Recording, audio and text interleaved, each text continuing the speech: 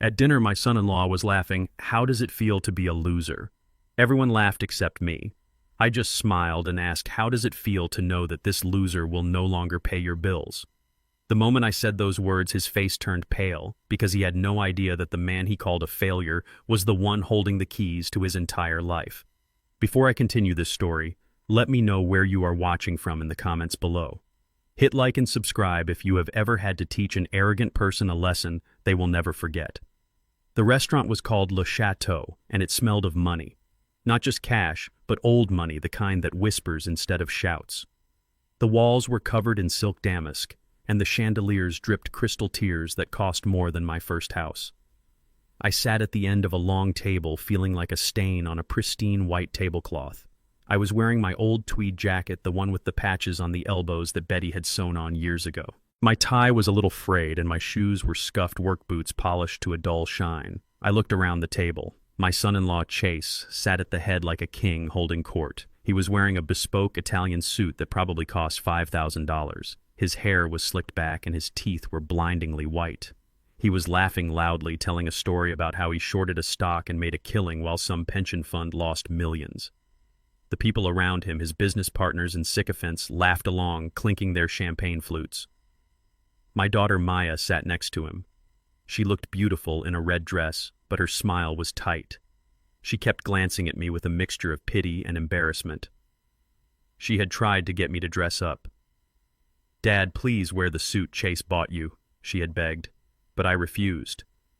"I am Luther King," I told her. "I wear what I want." Chase raised his glass.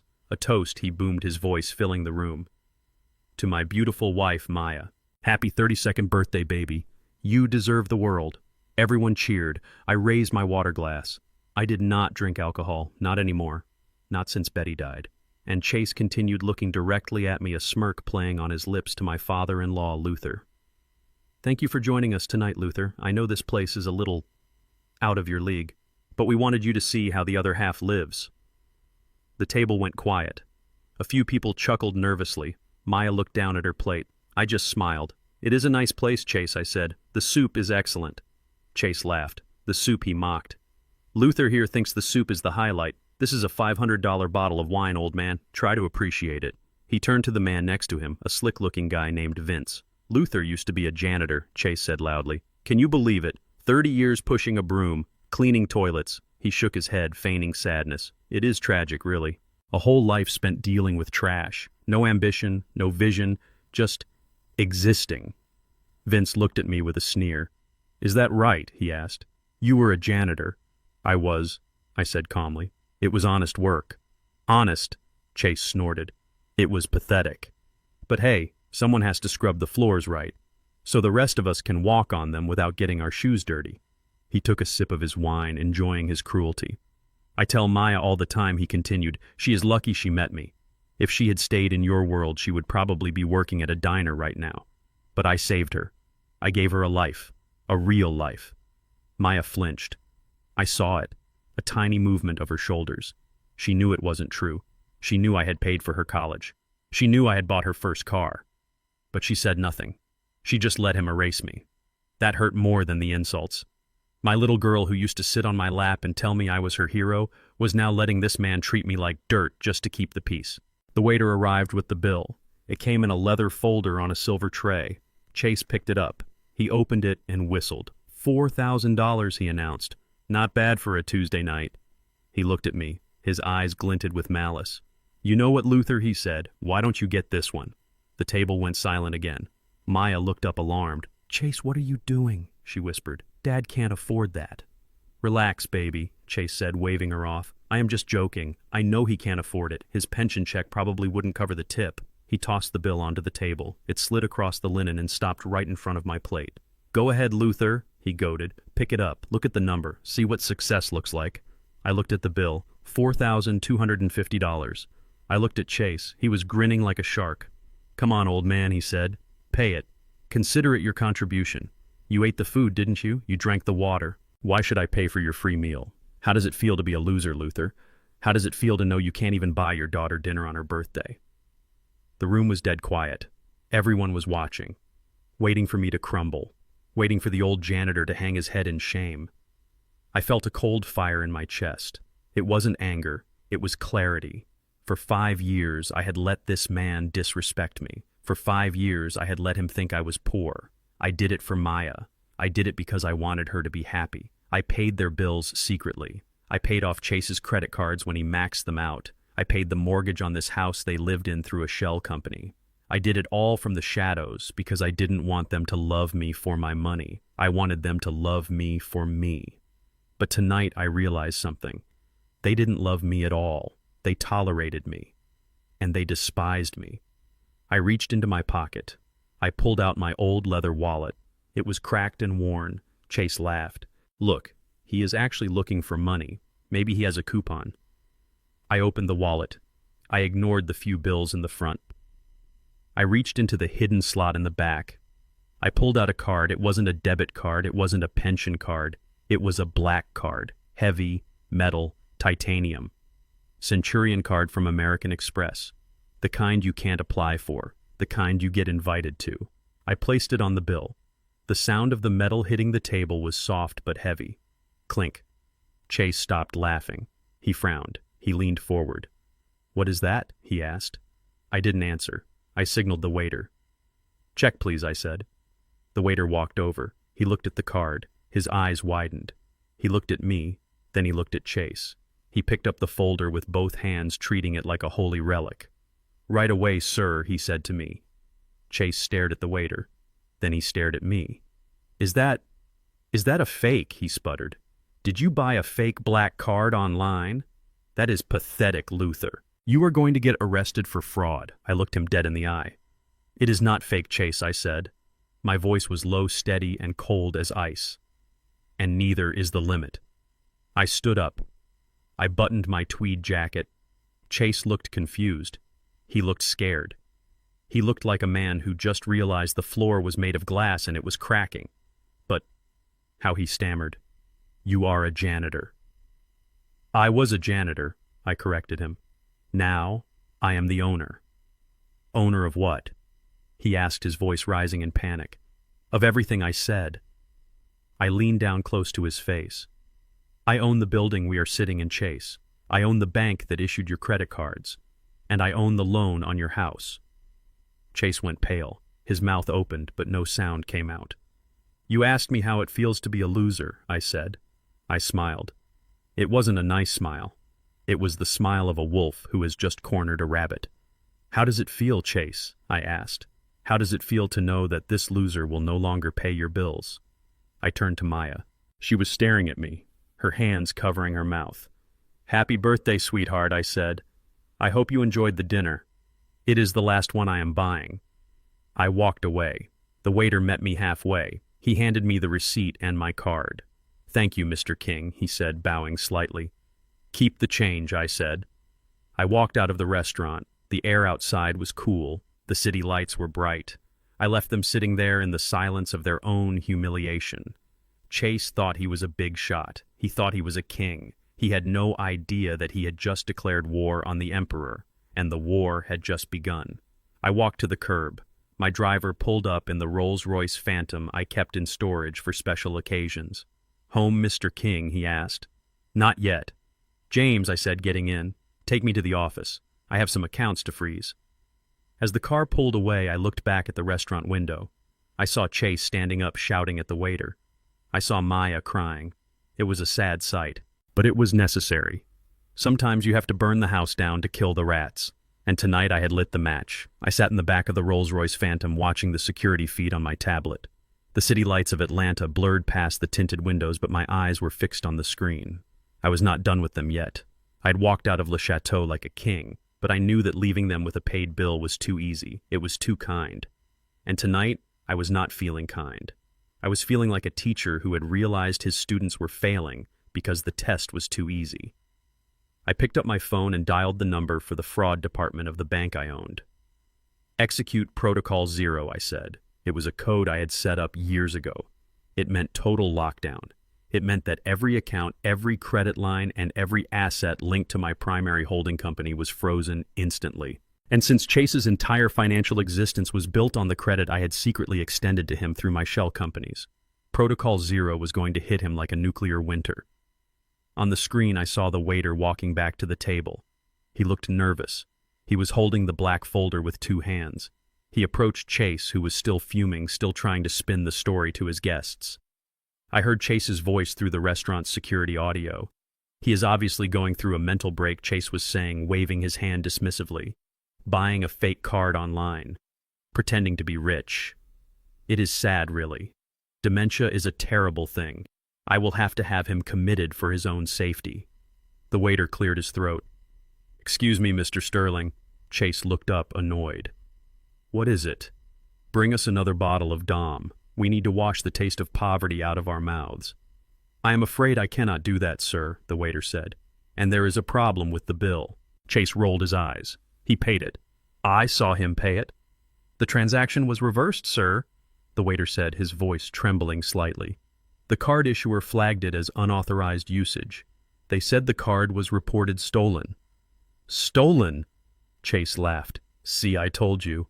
The old man stole a credit card, probably found it in the trash at one of the offices he cleans. Unbelievable. Fine. I will pay it. I will deal with him later.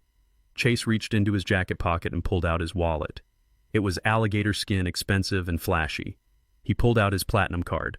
Put it on this, he said, tossing it onto the tray, and add a 20% tip. I do not want you to suffer because my father-in-law is a criminal. The waiter took the card and walked away. I watched Chase smile at his guests. Sorry about that, everyone, he said. Family drama, you know how it is. But do not worry. The sterling fortune is solid. I tapped the screen. 10 seconds later, the waiter came back. He looked even more nervous this time. He was sweating. Mr. Sterling, he said, I am sorry. This card was declined. Declined? Chase frowned. That is impossible. That card has a $50,000 limit. Run it again. I ran it 3 times, sir, the waiter whispered. It says code 41. Lost or stolen. Pickup card. Chase's face went red. He snatched the card back. Give me that. It is a bank error. Their system must be down. He pulled out another card. A gold card. Try this one, he snapped. I watched the waiter walk away. I watched him come back. Declined. Chase stood up. He was starting to panic. The guests were watching him. Vince, the slick investor, was looking at his watch. Here, take the corporate card, Chase said, his hands shaking as he pulled a blue card from his wallet. This one has unlimited funds. It is linked to the venture capital firm. It was linked to a firm that was funded entirely by me. The waiter took it. He came back in 30 seconds. Declined, sir. The bank says the account has been frozen by the primary shareholder. Primary shareholder, Chase yelled. I am the primary shareholder. Apparently not, sir. The silence at the table was deafening. It was heavy. It was the sound of a reputation dying in real time. Chase looked around the table. He looked at Maya. She was shrinking in her seat, wishing she could disappear. He looked at his partners. He looked at Vince. Vince stood up. He threw his napkin on the table. This is embarrassing, Chase, Vince said. You invite us to a $5,000 dinner and you cannot pay the bill. Is this how you manage your funds? Is this how you manage our investments? No. Vince. Wait, Chase stammered, sweat pouring down his forehead. It is a glitch, I swear. My assets they are tied up in offshore accounts. It is a liquidity issue. It looks like a broke issue, Vince sneered. Chase looked around desperately. He realized he had no way out. He was trapped. Vince, he whispered, his voice cracking. Can you spot me? I will wire you the money first thing in the morning. Double. I will pay you double. Vince looked at him with pure disgust. He looked at Chase like Chase was a bug. You want me to pay for my own dinner? Vince asked. Please, Chase begged. I left my other wallet at home. Vince shook his head. He pulled out a thick roll of cash. He threw $500 on the table. This covers me and my wife, he said. I am leaving. And do not call me tomorrow, Chase. Do not call me ever. We are done. Vince walked out. The other guests followed suit. One by one, they threw cash on the table or stood up and walked out without paying, muttering about wasted time and losers. Chase stood there alone in the wreckage of his party. He looked at Maya. Do you have any money, he asked. Maya opened her purse. I have $20, Chase. $20, he screamed. He slammed his hand on the table, making the silverware jump. What good is $20? The bill is $4,000. We have to run, he whispered, leaning in close to her. We have to dine and dash. No, Maya set her eyes wide. We can't. We will get arrested. We are already humiliated, Chase hissed. I am not going to jail for a dinner. Come on, he grabbed her hand. He tried to pull her toward the exit, but the manager was already there. He was a large man with a stern face, and he was blocking the door with 2 security guards. Mr. Sterling, the manager said, Is there a problem? Chase froze. He looked at the guards. He looked at the exit. My wallet was stolen, he lied. We can call the police to file a report, the manager said calmly. And while they are here, we can discuss the theft of services. No, Chase squeaked. No police. Then you need to pay, sir. Now. Chase had to do the unthinkable. He had to call his mother. I watched him dial the number, his hand shaking so bad he could barely hit the buttons. I watched him beg. I watched him cry. Mom? He sobbed into the phone in front of the entire restaurant. Mom, please. I am at Le Chateau. My cards aren't working. I need you to give them your credit card number over the phone. Yes, Mom. Yes, I know. I will pay you back.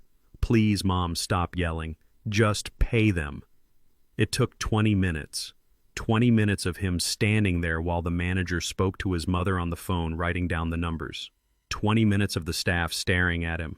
20 minutes of absolute, total humiliation. When it was finally done, they ran out of the restaurant. They did not wait for the valet. They could not afford the tip. They walked down the street in the cold night air, arguing. It is your father's fault, Chase was screaming. He did something. He hacked me. He is a janitor, Chase, Maya yelled back. He doesn't know how to hack anything. You are just broke. You lied to me. You said we had money. We do have money, Chase insisted. It is just frozen. I will fix it tomorrow. I turned off the tablet. I leaned back in the seat of the Rolls-Royce. He thought he could fix it tomorrow. He thought this was a glitch. He didn't know that tomorrow was going to be worse. Drive James, I said. Take me to the office. I have a lease to terminate. By the time Chase and Maya got back to the mansion, it was midnight. They were exhausted. They were angry. They were scared. They pulled into the driveway. The house was dark. That is strange, Chase muttered. I left the porch light on. They walked up to the front door. Chase fumbled for his keys. He shoved the key into the lock. It didn't turn. He jiggled it. He pushed it. Nothing. What is wrong now? Maya asked, shivering in her thin dress. The key won't work, Chase said, kicking the door. He tried again. Still nothing. Then he saw it. The note taped to the door. It was a plain white envelope. Typed on the front were 2 words, the tenants. Chase ripped it off the door. He tore it open. He pulled out a single sheet of paper. I knew what it said. I had written it myself 2 hours ago before I sent my security team over to change the locks. Dear Mr. and Mrs. Sterling, this letter is to inform you that your lease agreement for the property at 4500 Peachtree Road has been terminated effective immediately due to non-payment of rent and violation of the morality clause. The owner of the property, King Logistics LLC, has reclaimed possession.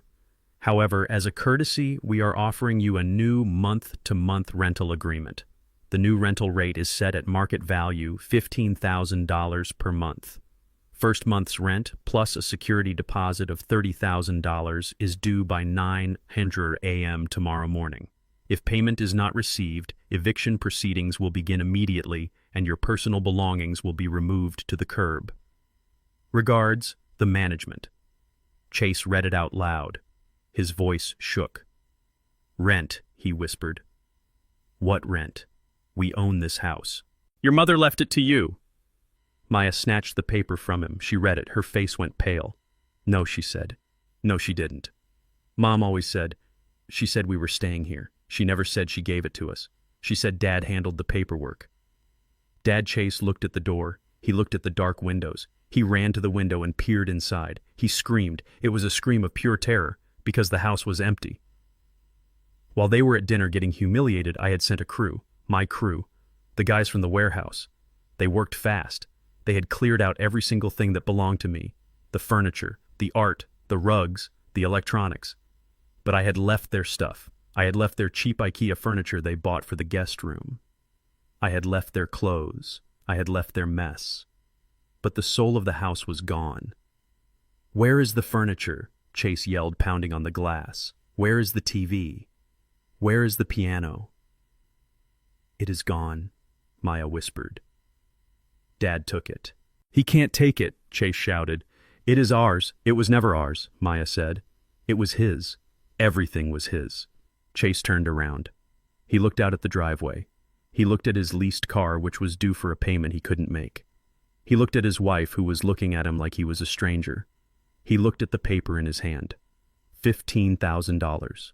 By tomorrow morning, he didn't have $15. He fell to his knees on the welcome mat. The mat that I had bought. "He is crazy," he sobbed. "He is insane. He is going to ruin us." "No, Chase," Maya said softly. Her voice was cold. "He is not ruining us. He is evicting us." She looked at the note again.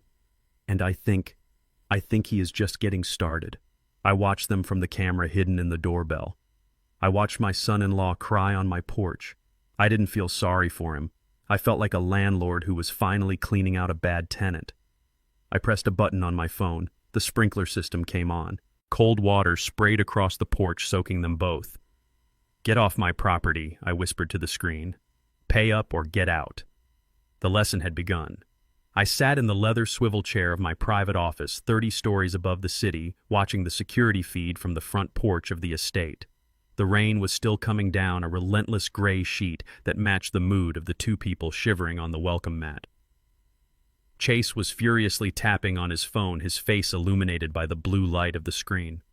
He looked like a wet rat in a designer suit. Maya was leaning against the brick wall, hugging herself, her makeup running down her cheeks in black rivers. They were locked out of the life they thought they deserved, and they had no idea that the man holding the keys was the same man they had mocked over appetizers just hours ago. Chase was calling his lawyer. I knew he would. He was the type of man who thought the law was a weapon he could buy. He thought he could sue his way out of reality. I turned up the volume on the surveillance system. I wanted to hear every word. I wanted to hear the moment his world fractured. Pick up, you useless ambulance chaser," Chase hissed into the phone. He paced back and forth on the wet concrete, kicking at the potted plant I had watered just yesterday. Finally, someone answered. "Arthur, it is Chase. Listen to me. I have a situation. My father-in-law has lost his mind. He changed the locks on the house. He put a note on the door saying we are evicted. Yes, evicted. Can you believe the nerve? He is a senile old janitor who thinks he runs the show. I need you to file an emergency injunction. I want the police here. I want him arrested for illegal lockout. This is Maya's house. Her mother left it to her. It is our property." I took a sip of my black coffee. It was hot and strong, just the way I liked it. I leaned back. Chase was so confident. He was so sure of his position. He had never bothered to read a single document in the 5 years he had lived under my roof. He just assumed. He assumed that because Betty was the one with the smile and the social grace, she was the one with the money. He assumed that because I wore work boots, I was a charity case. I heard the lawyer's voice on the other end of the line, tinny and small through the speakerphone Chase had activated. "Slow down, Chase," the lawyer said. "You are saying he locked you out. Do you have the deed? Is the title in Maya's name?" "Of course it is in her name," Chase shouted. "Betty died 6 months ago. Maya is the only child. It transfers automatically, right? That is how it works. We just haven't gotten around to the paperwork because we have been busy grieving." And by grieving, he meant shopping for Ferraris and planning vacations. "Let me check the county records online," the lawyer said. "Give me 2 minutes. Hold on." The silence that followed was heavy. Chase tapped his foot. Maya looked at him with wide, terrified eyes. "Chase," she whispered, What if Dad really did sell it? What if he wasn't lying?" "Shut up," Maya, Chase snapped. "He couldn't sell it. He doesn't own it. He is a squatter. We let him live here out of pity. He can't sell what isn't his." I watched them wait. 2 minutes felt like 2 years. I could see the doubt starting to creep into Chase's eyes. He was remembering the black card. He was remembering the confidence in my voice at the restaurant. He was starting to wonder if maybe, just maybe, he had missed something. The lawyer came back on the line. His voice was different now. It was colder, more professional. "Chase, are you there?" "I am here," Chase said. "Did you find it? When can we break the door down?" "We cannot break anything down," the lawyer said. Chase, you need to listen to me very carefully. The property at 450 Oakwood Drive is not in Maya's name. It never was. What Chase asked, that is impossible. It was Betty's house. The deed is held by a corporate entity, the lawyer explained. A company called King Logistics LLC. King Logistics. Chase repeated the name slowly, tasting it like spoiled milk. What is that? I have never heard of it. It is a holding company, the lawyer said. And according to the filings, the primary shareholder and CEO is one Luther King. Chase froze. He stared at the phone. He looked at the door. He looked at the note still crumpled in his hand. Luther, he whispered. The janitor. There is more, the lawyer continued. I am looking at the occupancy agreement filed with the title. It appears you and Maya were listed as tenants. There was a lease agreement signed by Betty acting as an agent for the LLC. A lease, Chase shouted. We never signed a lease. We never paid rent. The rent was set at $0, the lawyer said. It was a revocable gratuity, a gift. But there is a clause here. Clause 14B. It states that the landlord reserves the right to terminate the occupancy immediately without notice for conduct unbecoming or violation of moral standards. Conduct unbecoming? Chase sputtered. I am a businessman. The landlord has exercised that right, the lawyer said. The eviction is legal, Chase. Technically, you are trespassing right now. If the police come, they will arrest you, not him. But we live here, Chase stammered. All our stuff is inside. Then I suggest you find a hotel, the lawyer said. And Chase, I'm going to need a retainer if you want me to keep talking to you. Your last check bounced. The line went dead. Chase dropped the phone. It hit the wet pavement with a crack. He didn't pick it up. He just stood there staring at the heavy oak door that was now a barrier between him and the life he thought he owned. He lied, Maya whispered. Her voice was trembling. Dad lied. He isn't poor. King Logistics. Chase, that sounds big. That sounds like a real company. It is a shell, Chase screamed, spinning around to face her. It has to be. He is cleaning toilets, Maya. He pushed a broom for 30 years. You saw his hands. You saw his truck. This is some kind of sick joke. He probably forged the documents. He stole your mother's identity. He was unraveling. The reality was too big for his small mind to grasp. He couldn't accept that the man he had treated like a servant was actually the master of the house. It broke his worldview. If I was rich, then he was the fool, and Chase Sterling could never be the fool. He ran to the window. He peered inside just like he had earlier. He saw the empty rooms. He saw the bare floors. He stole it. He yelled, banging his fists against the glass. He stole everything. That was my furniture. That was my TV. It was my furniture, I said to the monitor. I bought it. I picked it out. I paid for it. And now it was sitting in a storage unit across town waiting for a worthy home. Chase was not done. The rage was taking over. He looked around the porch. He saw a heavy stone planter. He grabbed it. With a grunt of exertion, he hurled it through the living room window. The glass shattered. The alarm started blaring a high-pitched wail that cut through the night. Chase reached through the broken window and unlocked the latch. He pushed the sash up. "Come on!" he yelled at Maya. "We are getting inside. We are not leaving. Possession is 9/10 of the law." He climbed through the window, tearing his suit on the jagged glass. He didn't care. He pulled Maya in after him. I watched them stumble into the empty living room. They were soaked, shivering, and surrounded by broken glass. The alarm was deafening. I picked up my phone. I could call the police. I could have them arrested for breaking and entering. But that was too quick. That was too easy. I wanted them to simmer. I wanted them to realize the depth of their mistake. I silenced the alarm remotely. The sudden quiet was more terrifying than the noise. Chase stood in the center of the empty room, breathing hard. He looked wild. He looked dangerous. "Check the bedrooms," he ordered Maya. "See if he left anything. See if there is cash. See if there are papers." Maya ran upstairs. Chase went to the kitchen. He started opening drawers, dumping them out on the floor. Nothing. Just empty space. He came back to the living room. He looked at the floor. He looked at the spot where my old recliner used to sit. The chair he hated. The chair he called the throne of dirt. He noticed something. The floorboards were scratched. There was a seam in the wood that shouldn't have been there. A loose board. He fell to his knees. He dug his fingernails into the crack. He pulled. The board groaned and popped up. Underneath there was a dark cavity. A hiding place. I smiled. I had built that hollow 30 years ago. It was where I kept my emergency cash back when banks didn't trust men who looked like me. It was where I kept the first deeds to the first lots I bought. Chase reached inside. His face lit up with a twisted hope. He thought he had found the stash. He thought he had found the money I was hiding from the IRS. He thought he had found his salvation. He pulled out a metal box. It was heavy, dusty. He sat back on his heels, panting. He looked at the box like it was the Holy Grail.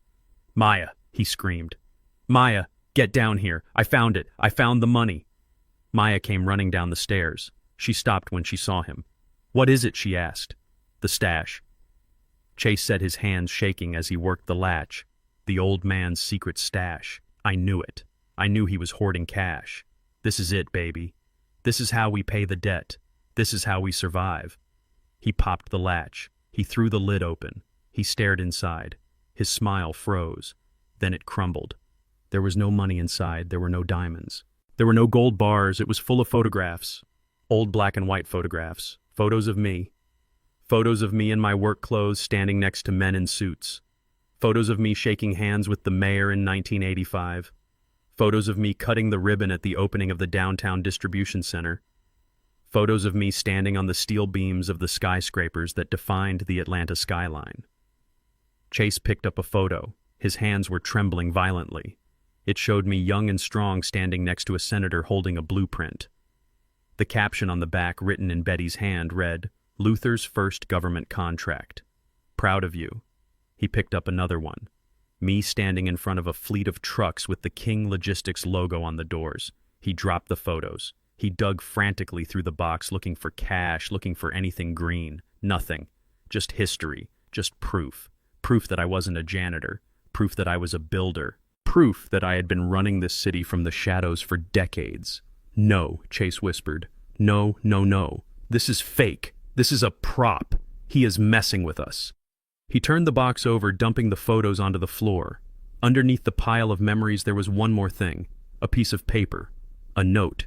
Chase picked it up. He unfolded it. I zoomed in with the camera. I knew what it said.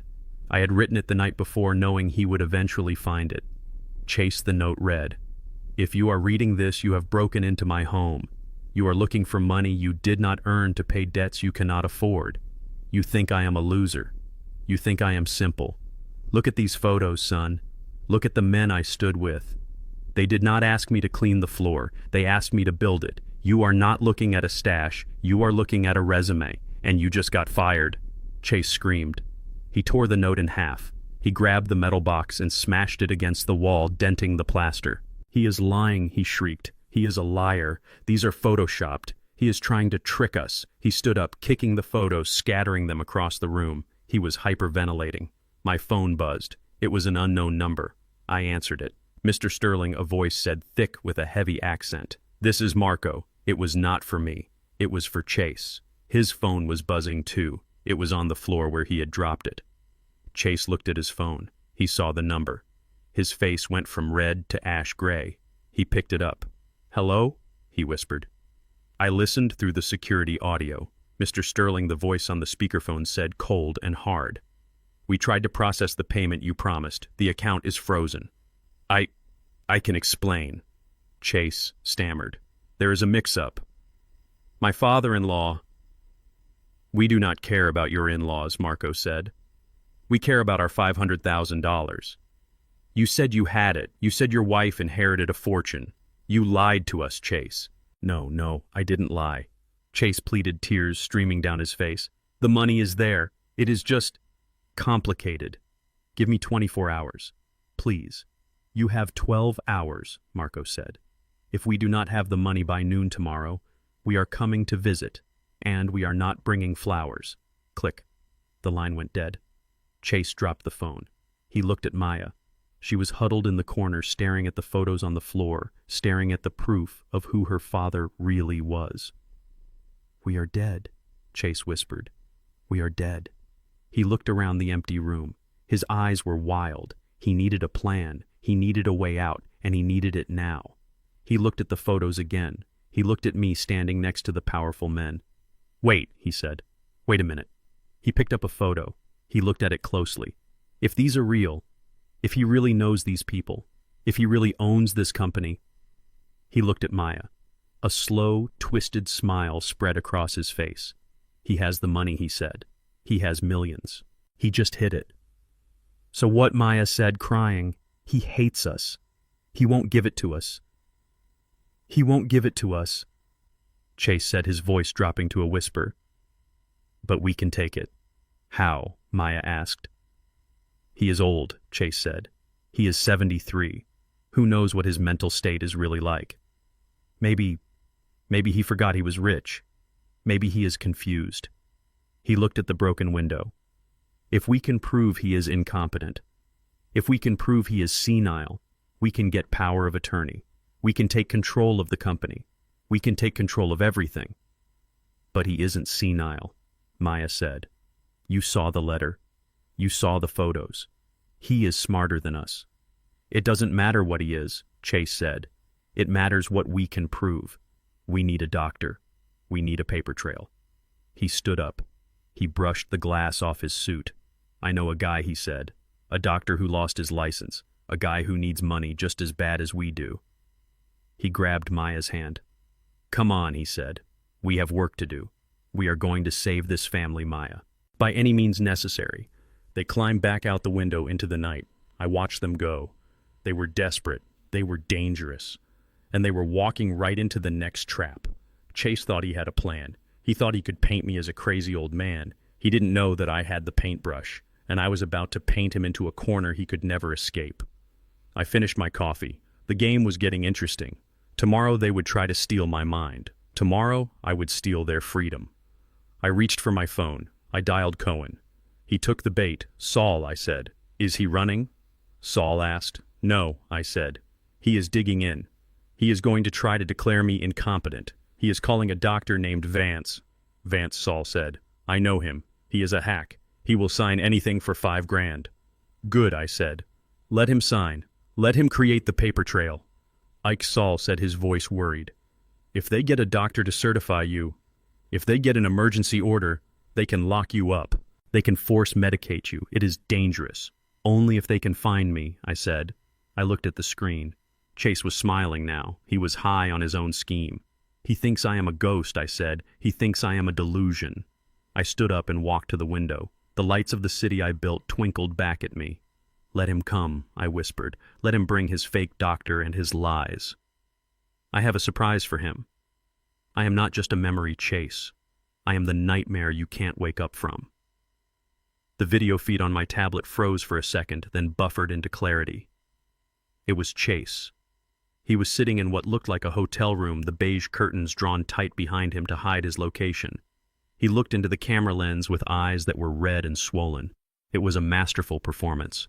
He looked like a man who had not slept in days, a man consumed by worry for a loved one. Please, he said, his voice cracking with emotion. We are desperate. My father-in-law, Luther King, has been missing for 24 hours. He is 73 years old. He is confused. He is suffering from severe dementia and paranoid delusions. I took a sip of my Earl Grey tea. I was sitting on the velvet sofa of my penthouse, the one that overlooked the Centennial Park. I was wearing a silk robe and slippers. I was not confused. I was not lost. I was exactly where I wanted to be. Chase held up a photo to the camera. It was an old picture of me taken at a family barbecue 5 years ago. I was wearing my work uniform, holding a beer, laughing. It was the image of the man he wanted me to be. Simple, happy, harmless. He has been telling people he is a millionaire. Chase continued, wiping a fake tear from his cheek. He has been carrying around fake photos of himself with politicians. He believes he owns buildings. It is part of his illness. He gets aggressive when you challenge his reality. We are terrified he is going to hurt himself or someone else. I watched the view count on the live stream climb. 5,000, 10,000. The comments were scrolling by so fast I could barely read them. Prayers for your family. So sad when the mind goes. Hope you find him safe. Chase was winning the court of public opinion. He was painting a portrait of a tragedy and placing himself squarely in the center as the hero trying to save the day. I am offering a $10,000 reward, Chase said, holding up a stack of cash, to anyone who can lead us to him. Please, help us bring Pop home. $10,000. He did not have $10,000. He must have pawned Maya's jewelry or borrowed from a loan shark to get that cash. He was investing everything he had left into hunting me down. I turned off the tablet. The silence of the penthouse returned. It was a comfortable silence, the kind that money buys. But underneath it, I could feel the vibration of the trap snapping shut. Chase had made a critical error. He had gone public. He had put his lie on the record. He had filed a false missing persons report. He had slandered me to the world. He thought he was tightening the net around me. He did not realize he was weaving his own noose. 2 hours later, the intercom buzzed. Mr. King, the doorman, said, his voice nervous. There are police officers here. They say they have a report of a squatter in the penthouse. They say it matches the description of a missing person. Send them up, I said, calm as the surface of a lake. I stood up. I did not get dressed. I stayed in my robe. I wanted them to see me comfortable. I wanted them to see me at home. I walked to the mantel. I picked up a small leather folder. Inside were the documents I had prepared the night before. I knew this moment was coming.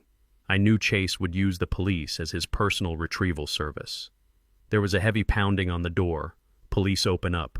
I unlocked the door and swung it open. 2 officers stood in the hallway. They were young, fit, and had their hands resting near their holsters. They looked tense. They had been told they were approaching a violent, delusional squatter. Behind them, I saw the hotel manager wringing his hands. Sir, the taller officer said, stepping forward, I am Officer Miller. We received a tip that there is an individual matching a missing person description in this unit. We need you to step out into the hallway. I looked at them. I smiled. It was not a crazy smile. It was the smile of a grandfather welcoming guests. Come in, officers, I said, stepping back. Please, mind the rug. It is Persian. The officers exchanged a look. This was not what they expected. They expected a fight. They expected a confused old man in dirty clothes. They found a man in silk standing in a room worth $3 million. Sir, Officer Miller said, walking in slowly, his eyes scanning the room. Do you know where you are? I am in my living room, I said. Would you like some water? Or perhaps an espresso? My machine is excellent. The second officer, a woman named Diaz, was looking at the art on the walls. She looked at the view. Sir, she said, we have a report from a Mr. Chase Sterling. He claims you are his father-in-law, Luther King, and that you are suffering from a mental health crisis. He says you broke into this apartment. I walked over to the coffee table. I picked up the leather folder. I am Luther King, I said. But I did not break in. I own the building. Miller frowned. He pulled out his phone. He looked at the picture Chase had posted. He looked at me. Sir, with all due respect, the report says Mr. King is a retired janitor with a history of hallucinations regarding wealth. This apartment is registered to a holding company, King Logistics LLC, I said, which is wholly owned by the Luther King Revocable Trust, of which I am the sole beneficiary and trustee. I handed him the folder. Open it, I said. Miller opened the folder. The first page was the deed to the building.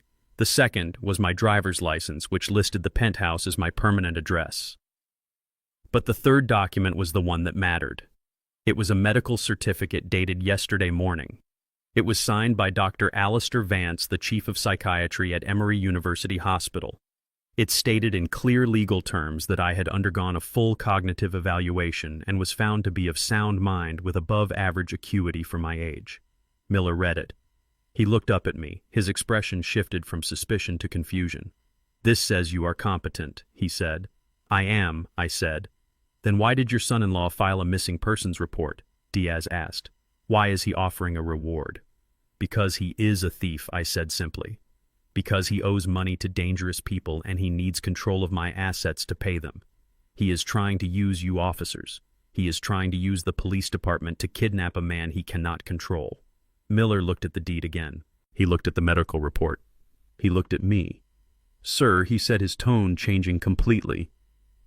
If this is true, then Mr. Sterling has filed a false police report. That is a crime. It is I agreed. And it is also harassment. I reached into the pocket of my robe. I pulled out a small white card with gold embossing. I handed it to Miller. Do you know who that is? I asked. Miller looked at the card. His eyes went wide. He snapped to attention. This is the chief's card, he said. Chief Holloway. Marcus Holloway, I said. We grew up together on 4th Street. I paid for his police academy tuition 40 years ago. We play poker on Tuesdays. I pointed to the phone in Miller's hand. Call him, I said.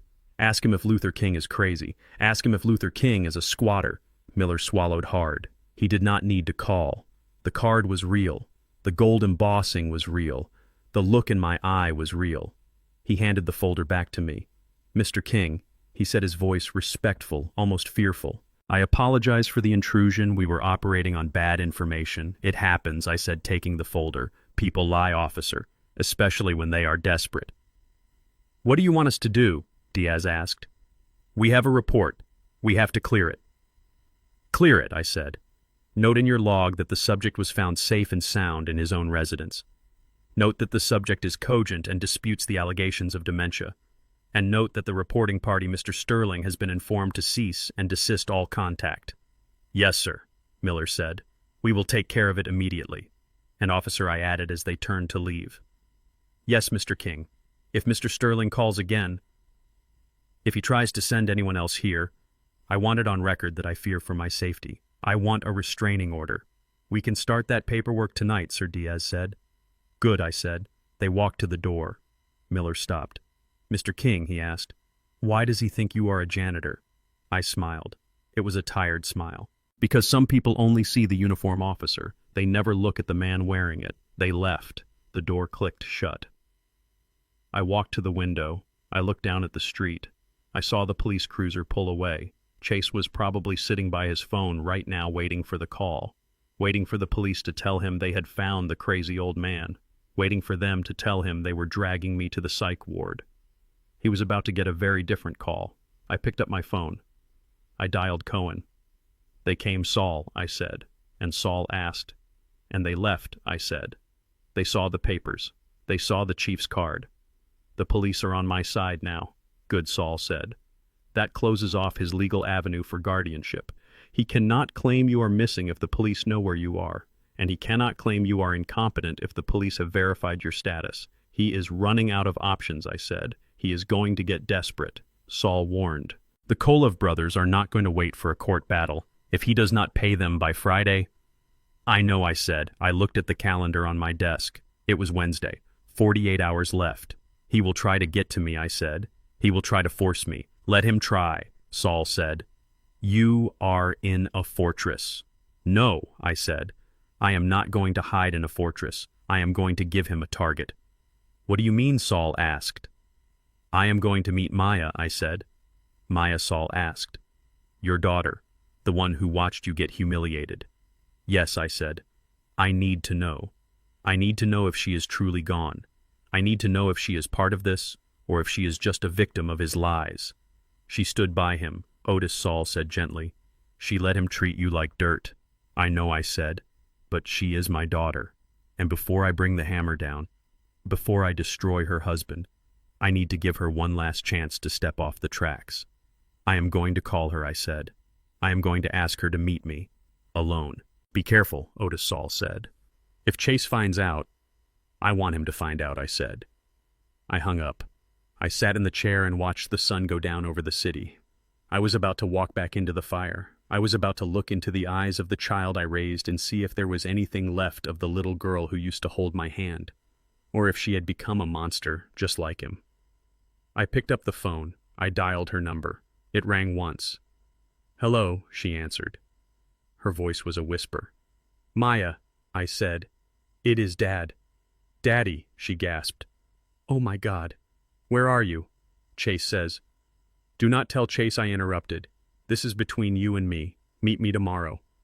"Where?" she asked. "The old warehouse," I said. "The one on River Street. Where I used to take you to see the trucks." "Noon," I said. "Come alone, Maya. Or do not come at all." I hung up. The trap was set, but this time I did not know who was going to get caught in it. Me or them. The coffee shop on Fifth Avenue was quiet, a place where deals were made in hushed tones and coffee cost more than a decent meal. I sat in a corner booth nursing a black coffee watching the door. I had asked Maya to meet me here. It was neutral ground, away from Chase's influence, away from the toxicity of their home. She walked in 10 minutes late looking flustered but perfectly put together. Her designer dress was impeccable, her hair styled to perfection, but there was a tightness around her eyes that makeup couldn't hide. She scanned the room, spotted me, and sighed. It wasn't a sigh of relief, it was a sigh of annoyance. She walked over and sat down without a greeting. She placed her expensive handbag on the table as if it were a barrier between us.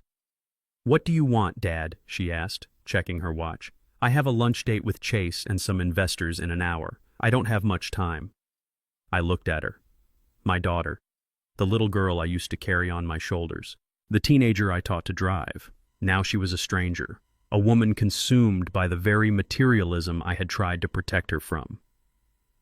"I want to offer you a way out, Maya," I said calmly. "A way out," she scoffed. "A way out of what?" "My fabulous life. My successful husband. My beautiful home. Your home is rented, Maya," I said. "Your husband is drowning in debt. And your fabulous life is built on a foundation of lies." She rolled her eyes. Here we go again. The doom and gloom speech. "Chase told me you'd say this. He said you're jealous. He said you can't stand that he's more successful than you ever were." "Successful," I repeated. "Is that what you call it? Burning through money you don't have. Alienating your family. Treating people like dirt." "He's ambitious, Dad," she snapped. "He has vision. Unlike you. You spent your whole life cleaning up other people's messes. Chase is building an empire." I took a sip of my coffee. The bitterness matched the taste in my mouth. "Empire," I said. "An empire built on sand. Maya, listen to me. I know about the debts. I know about the loans. I know about the shell companies he's using to hide losses." "That's just business," she said dismissively. "You wouldn't understand. You're just a worker. Chase deals with high finance. It's complicated. It's fraud," I said. "And it's going to crash. Soon. And when it does, I don't want you to be under the rubble." I reached into my jacket pocket. I pulled out a single sheet of paper. It was a job offer. "This is for you," I said, sliding it across the table. She looked at it. She didn't pick it up. "What is this?" she asked. "It's a job," I said. "Manager of the main distribution center for King Logistics. It pays $80,000 a year, full benefits, a retirement plan. It's honest work, Maya, real work." She stared at the paper, then she laughed, a harsh, cruel sound. "You want me to work in a warehouse?" she asked, her voice rising. "You want me to manage a bunch of truck drivers and forklift operators? Are you insane?"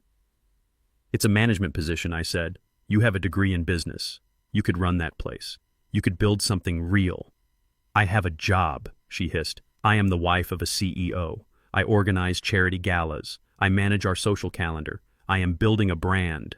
You are building a facade," I said. "And it's cracking." "Maya, please. Leave him. Come work with me. We can build something together. I can teach you the business. The real business. Not this smoke and mirrors game Chase is playing." She stood up. She grabbed her bag. She looked down at me with pure contempt. "You just don't get it, do you?" she said. "I don't want your life, Dad. I don't want to be like you.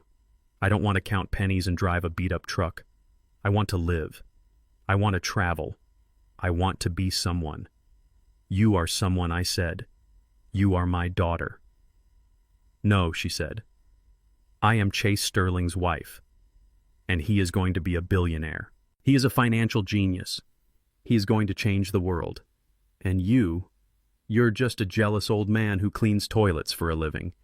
She leaned in close. Her perfume was overpowering. "Chase is going to win, Dad," she whispered. "He is going to crush you. He is going to take everything you think you have, and I am going to be right there beside him laughing." I looked at her. I looked deep into her eyes. I was searching for something, a flicker of doubt, a hint of the girl she used to be. But there was nothing, only greed, only arrogance, only the reflection of the man who had poisoned her soul. She had made her choice. I slowly picked up the job offer. I folded it carefully. I put it back in my pocket. I nodded. "Okay," I said. My voice was quiet. "Okay," she asked, surprised. "Okay," I repeated. "I understand." I stood up. I buttoned my jacket. I looked at her one last time. "You have made your position clear," I said. "You believe in Chase. You believe he is a genius. You believe I am a loser." "Yes," she said defiantly. "I do." "Then we have nothing more to discuss," I said. I turned to leave. "Wait," she said. "That's it? You're just walking away?" I stopped. I looked back at her. "You chose your side, Maya," I said. "You chose the man who mocks me. You chose the life of lies. So be it." From this moment on, I said, my voice hardening into steel, "You are not my daughter. You are my opponent." Her eyes widened. "What does that mean?" she asked, a hint of fear creeping into her voice. "It means the safety net is gone," I said. "It means the protection is over. It means that when Chase comes for me, and he will come for me, I am not going to hold back. I am going to treat him like any other enemy who tries to destroy what I built. And if you are standing next to him," I continued, "I will go through you to get to him." "You wouldn't," she whispered. "Watch me," I said. I turned and walked out of the coffee shop. I didn't look back. I didn't hesitate. I walked to my car. My driver, James, opened the door. "Where to, Mr. King?" he asked. "The office, James," I said. "Call Gold. Tell him to clear his schedule." "We have work to do," I said, staring out the window as the city blurred past. I had lost a daughter, but I had a war to win, and I wasn't going to lose. Not to Chase Sterling, not to anyone. Maya thought Chase was a genius. She thought he was invincible. She was about to find out that even geniuses bleed, and I was the one holding the knife. The sun had not yet risen over Atlanta when I sat in my study with Abraham Gold. Abe has been my lawyer for 40 years. He is a man who speaks little but hears everything. We were drinking coffee black and strong while the city slept below us. On the desk between us lay a file thick with the lies my son-in-law had told. I looked at Abe. He looked at me. He knew what I was about to ask. "Cut him off," I said. My voice was low, like the rumble of a distant train. Abe nodded. He did not ask if I was sure. He knew I did not make threats. I made promises. Everything Abe asked. Everything I said. The cars, the insurance, the club memberships, the lines of credit. If it has his name on it and my money behind it, I want it gone. But start with the cars, I added. Chase loves those cars more than he loves his wife. He thinks they make him a man. Let us see who he is when he has to walk. Abe pulled out his phone. He made one call. He spoke 3 words. Execute the retrieval. I watched the sun come up. It was a beautiful morning. The sky was painted in streaks of purple and orange. It was the kind of morning that made you glad to be alive, unless you were Chase Sterling. Chase lived in a world of illusions. He thought he was a titan of industry because he drove a Porsche 911 GT3 and a Mercedes G-Wagon. He did not know that the leases were held by a subsidiary of King Logistics. He did not know that I paid the insurance premiums. He did not know that I paid for the gas cards he used to fill them up. He thought he was independent. He was about to find out he was a dependent, and his allowance had just been revoked. I switched the monitor on my wall to the security feed of the driveway at the mansion. It was 7 in the morning. The repo trucks were already there. They did not use sirens. They did not knock on the door. They were professionals. They worked for me. I watched as they hooked up the Porsche. It was bright yellow, a scream for attention on 4 wheels. The driver worked fast. He secured the chains. He lifted the front end. Then they moved to the G-Wagon. That was Maya's car, or at least the car Chase let her drive when he wasn't using it to impress his mistresses. It was black and menacing. It looked like a tank, but it went up on the hook just as easily as the sports car. It took them 10 minutes. 10 minutes to erase $300,000 of Chase's ego. I waited. I knew his routine. He left the house at 8 sharp. He would walk out the front door, his travel mug in hand, his suit perfectly pressed, ready to conquer the world. At 8 o'clock, the front door opened. Chase stepped out. He took a deep breath of the morning air. He adjusted his tie. He looked like a man who owned the world. He walked down the steps. He turned toward the garage. He stopped. He dropped his mug. Coffee splashed across his Italian shoes. He stared at the empty driveway. He blinked. He rubbed his eyes. He looked left. He looked right. He ran to the spot where the Porsche used to be. He spun around in a circle. He looked like a dog that had lost the scent. "Where is it?" he screamed. His voice was tinny through the microphone. "Where is my car?" He ran to the spot where the G-Wagon had been. Oil stains on the concrete were the only proof it had ever existed. He pulled out his phone. He dialed 911. I listened. "Police," he he shouted. "I want to report a theft. Grand theft auto. My cars are gone. Both of them. Stolen. Right out of my driveway." I sipped my coffee. I imagined the dispatcher on the other end. I imagined her typing in the VIN numbers. I imagined her voice cool and professional. "Sir," she would say, "those vehicles haven't been stolen. They have been repossessed. The owner of the lease reclaimed them this morning." "The owner," Chase screamed. "I am the owner." "No, sir. The owner is King Fleet Services." Chase froze. King Fleet Services. He knew the name. It was the name on the lease papers he had signed without reading. He had assumed it was just a bank. He didn't know it was me. He hung up the phone. He stood there in the middle of his empty driveway. He looked small. Without the metal armor of his expensive cars, he looked like just another man in a suit. He had a meeting at 9, a big meeting. He had told me about it at dinner before he insulted me. He was pitching a new fund to a group of investors. He needed to be there. He needed to look successful. He looked at his watch. Panic set in. He opened his rideshare app. I zoomed in. I could see his thumb hovering over the Uber Black option, the luxury cars, the ones that cost $100 for a 10-mile ride. He pressed it. Payment declined popped up on the screen. He pressed it again. Payment declined. He tried his other card. Declined. He tried his corporate card. Declined. He cursed. He swiped to the bottom of the list. Uber X, the cheapest option. The cars that smelled like pine trees and old fast food. The cars that were 10 years old with dents in the doors. He pressed it. It went through.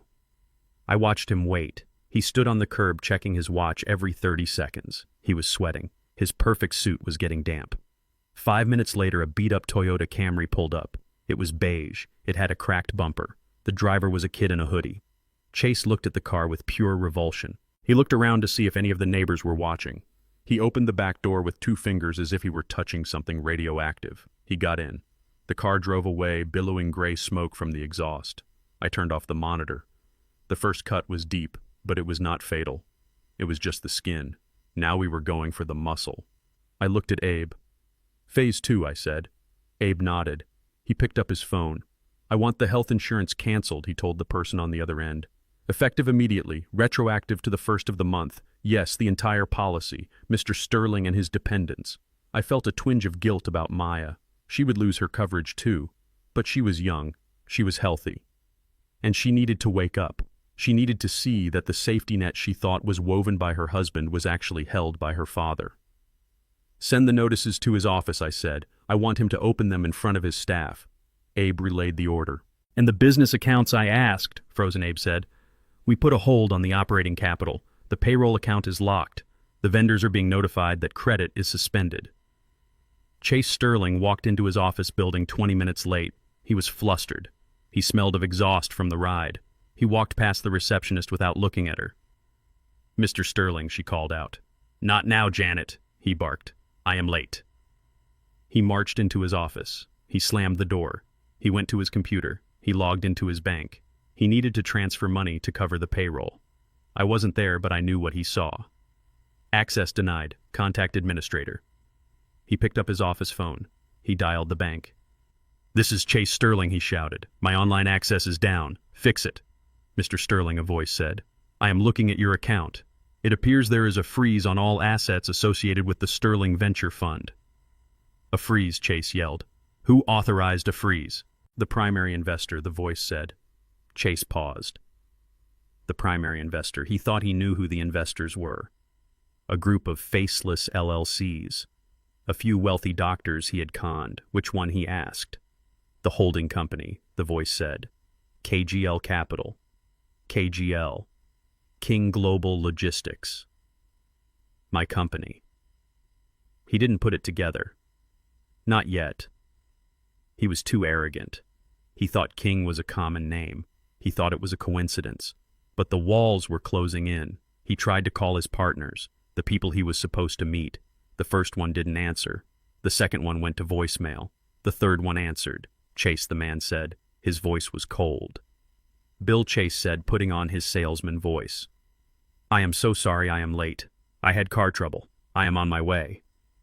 "Don't bother, Chase," Bill said. "What?" Chase asked. "We are canceling the meeting. Bill said. And we are pulling our commitment. Why? Chase stammered. We had a deal. We did, Bill said. Until this morning. We got a call, Chase. A call from a very reliable source. They told us about your liquidity problems. They told us about the leverage. They told us the fund is empty. Who? Chase screamed. Who told you that? It doesn't matter, Bill said. What matters is that we checked. And they were right. You are toxic, Chase. Do not call us again. The line went dead. Chase sat in his chair. The silence of the office was deafening. His cars were gone. His money was frozen. His investors were walking away. He looked out the window. He looked at the city skyline. He had stood there yesterday and told himself he owned this town. Now he couldn't even buy a sandwich in it. He needed a loan. He needed cash fast. He picked up his phone. He called his personal banker, the one at the First City Bank of Atlanta, the bank that had financed his lifestyle for years. Davis, he said. It is Chase. I need a line of credit. An emergency line, Chase Davis said. I was just about to call you, Good Chase said. I need $500,000, just for a few days. To bridge a gap. I can't do that, Chase Davis said. What do you mean you can't? Chase snapped. I am a preferred client. Not anymore, Davis said. There has been a change in ownership. Ownership of what? Chase asked. Of the bank, Davis said. Chase blinked. What are you talking about? The majority shareholder stake was sold this morning, Davis explained. A private equity firm bought out the controlling interest. They are reviewing all high-risk loans. They flagged yours, Chase. They called the note. Called the note, Chase whispered. Yes, you owe $1.2 million. Due immediately. I don't have it, Chase said. Then they will seize the collateral, Davis said. Your house, your assets, everything. Who bought it? Chase demanded. Who bought the bank? I am looking at the paperwork now, Davis said. It is a holding company. Read it to me, Chase said. It is called Luther Holdings, Davis said. Chase dropped the phone. Luther, my first name. He stared at the phone on his desk. He stared at the nameplate on his door. Chase Sterling, CEO. It was all a lie, and the truth was staring him in the face. He stood up. He ran out of his office. He ran to the elevator. He needed to get out. He needed air. He ran to the lobby. He saw the large plaque on the wall listing the building's owners and major tenants. He had walked past it 1,000 times and never looked. He looked now, at the top of the list in gold letters. Building Management, a division of King Enterprises.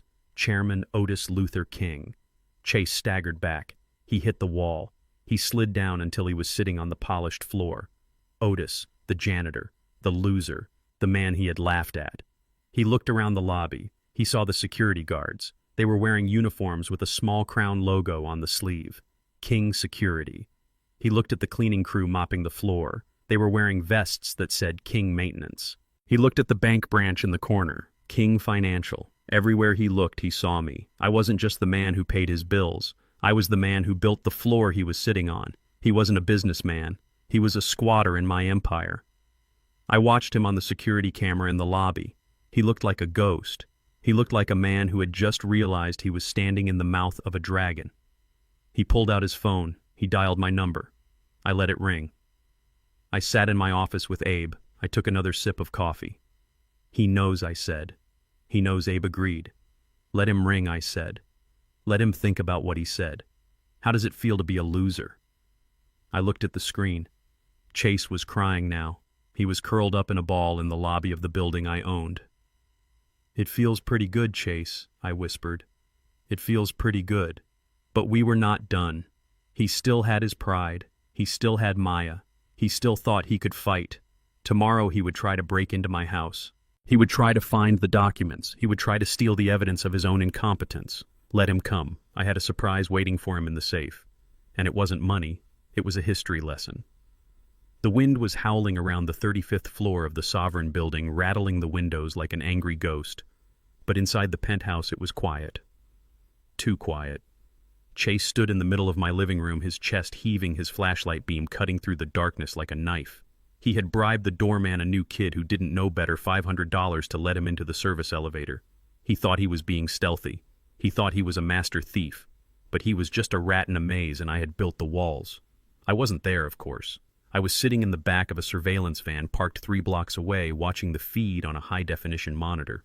Abe Gold sat next to me, sipping coffee from a styrofoam cup. He's desperate, Abe murmured, watching Chase tear through the drawers of my antique desk. He's looking for anything: cash, deeds, the corporate seal. He won't find them, I said, my voice calm. The seal is in a vault in Zurich. The deeds are digital. But he will find something else. Chase pulled open the bottom drawer. It was empty except for a single leather-bound book. It looked old, worn at the edges, like something a man would keep close to his heart. Chase picked it up. He frowned. He was expecting bearer bonds or stacks of hundreds. Instead, he held a diary. He opened it. The pages were filled with my handwriting, neat, precise, the handwriting of a man who had spent 40 years keeping ledgers. He started to read. I zoomed in on his face. I saw his eyes widen. I saw his jaw drop. Entry 42. Chase asked Maya for another $5,000 today. He said it was for marketing expenses. I checked the company accounts. He spent $4,800 at a strip club in Buckhead last night. The rest went to online poker. Maya believes him. She thinks he's working late. I paid the credit card bill again. Not for him. For her.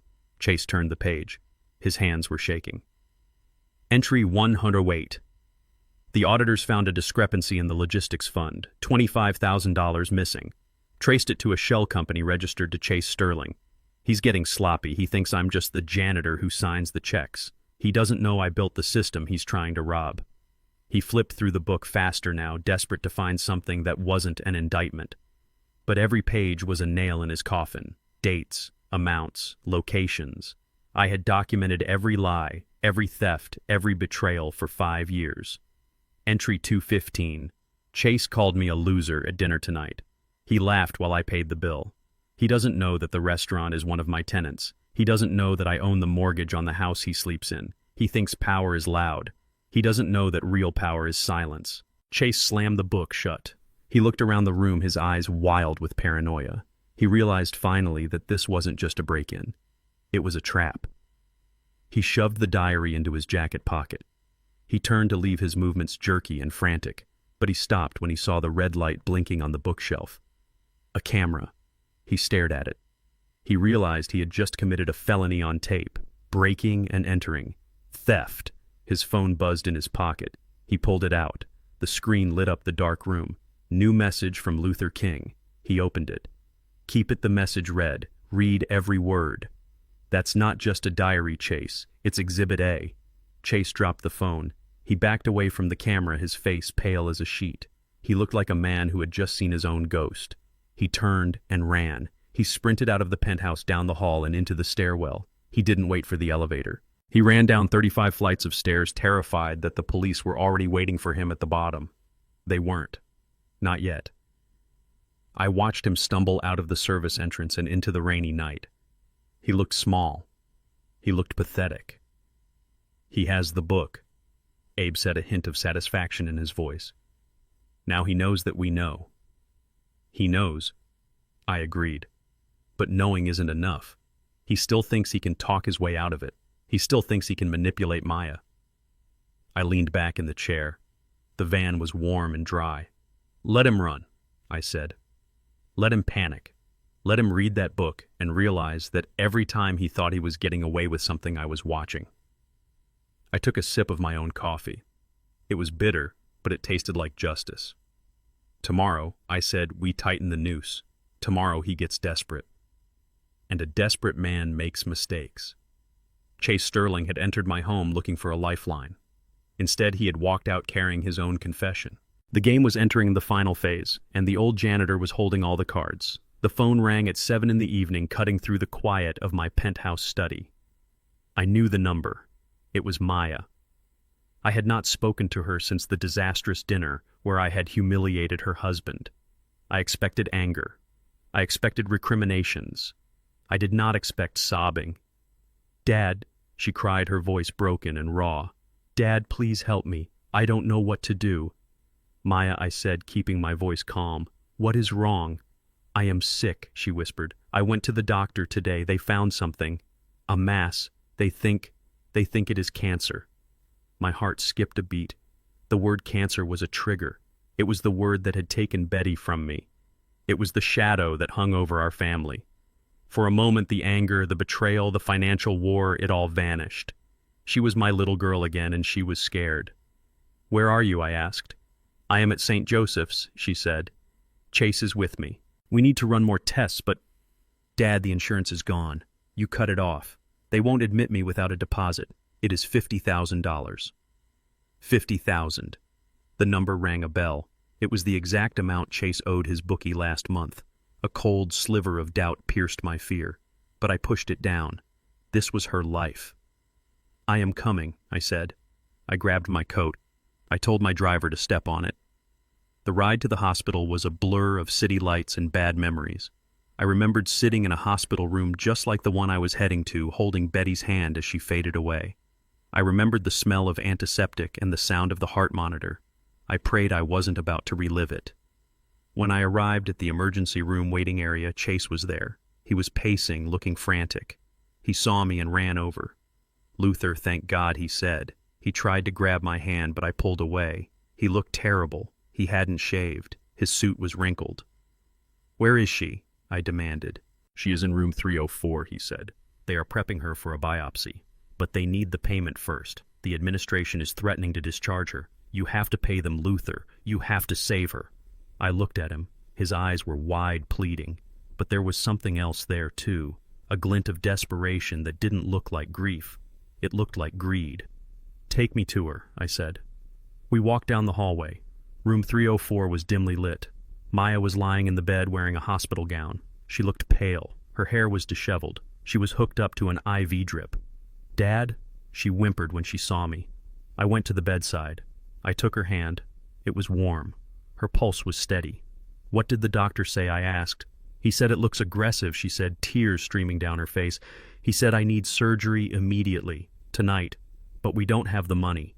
Chase tried to get a loan, but nobody will lend to us. You are our only hope." I looked at the monitor. Her vitals were normal.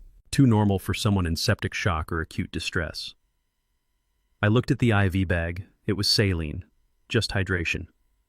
"Who is your doctor?" I asked. Dr. Smith Chase interjected quickly. "He is a specialist. He is the best. He is on his way down now to collect the payment." "Dr. Smith, a generic name." I reached into my pocket. I pulled out my phone. "I am going to call Dr. Evans," I said. Chase froze. "Who is Dr. Evans?" "He is my personal physician," I said. "He is the chief of oncology at this hospital. He treated your mother, Maya. Remember him." Maya's eyes darted to Chase. Panic flared in them. "No, Dad, we don't have time," she said. "Dr. Smith says every minute counts. Just pay the deposit. Please. Do you want me to die?" I looked at her. I saw the sweat on her upper lip. I saw the way her hands were clenching the sheets. She wasn't in pain. She was terrified of being caught. I dialed the number. Dr. Evans picked up on the second ring. "Evans, it is Luther," I said. "I am in the ER. My daughter is in room 304. She says she has cancer. She says she needs emergency surgery. Can you come down here?" I listened to Evans' reply. He was in his office upstairs. He would be down in 2 minutes. I hung up. "Dr. Evans is coming," I said. "He will review your chart. If you need surgery, I will pay for the whole wing. I will fly in specialists from Switzerland. Money is no object when it comes to your health, Maya." Chase looked like he was about to vomit. He stepped toward the door. I should go find Dr. Smith," he stammered. "Tell him you are here." "Stay right there, Chase," I said. My voice was not loud, but it stopped him dead in his tracks. 2 minutes later, the door opened.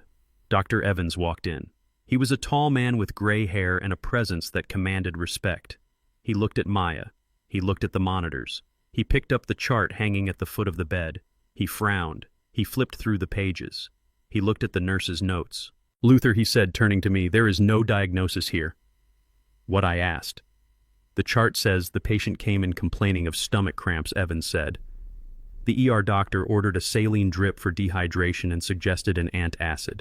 There is no mass. There is no cancer. There is no surgery scheduled." The room went silent. The hum of the refrigerator in the corner seemed deafening. I looked at Maya. She had stopped crying. Her face was a mask of horror. She knew the game was up. I looked at Chase. He was backing away toward the door, his eyes darting around looking for an escape route. "It is a mistake," Chase said, his voice cracking. "The charts must have gotten mixed up." Dr. Smith said. "There is no Dr. Smith in this department," Evans said coldly, "and I know every oncologist in the state." I walked over to the bed. I looked down at my daughter. "You lied," I whispered. She didn't answer. She couldn't look at me. "You lied about cancer," I said, my voice rising. "You lied about dying." "Dad, She started, but the words died in her throat. "Chase put you up to this, didn't he?" I asked. She nodded, a jerky, pathetic movement. He said it was the only way. He said you would never give us the money otherwise. He said you were heartless, but you wouldn't let me die. So you decided to play dead," I said. I thought about Betty. I thought about the nights I sat by her bed, watching her waste away, listening to her shallow breathing, praying for a miracle that never came. I thought about the pain in her eyes, the fear, the dignity she maintained until the very end. And here was her daughter using that sacred suffering as a prop in a con game, using her mother's tragedy to fund her husband's gambling debts. It was the ultimate desecration. I felt something break inside me. It wasn't a bone. It was the tether, the invisible cord that connects a father to his child no matter what. It snapped. "Get up," I said. "Dad, get up," I roared. Maya scrambled out of the bed. She ripped the IV out of her arm. Blood trickled down her wrist, but she didn't notice. She stood there in her hospital gown, shivering, exposed. "Your mother died of cancer," I said, my voice shaking with a rage I had never felt before. I watched her die. I held her hand when she took her last breath. It was the worst moment of my life. I stepped closer to her.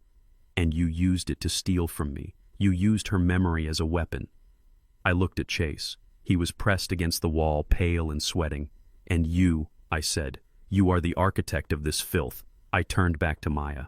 "I loved you, Maya. I would have given you anything. I would have died for you. But this is unforgivable." "Dad, please," she sobbed. "I am sorry. I was desperate." "Desperate as stealing bread," I said. "This is evil." I took a deep breath. The air in the room felt tainted. "You are not my daughter anymore," I said. "My daughter died when she decided to mock her mother's grave." I turned to Dr. Evans. "Discharge her," I said. "Send the bill to her house. Do not treat her. She is not sick. She is just rotten." I walked to the door. I stopped and looked back at them one last time. 2 grifters in a hospital room, stripped of their lies. "You wanted money," I said.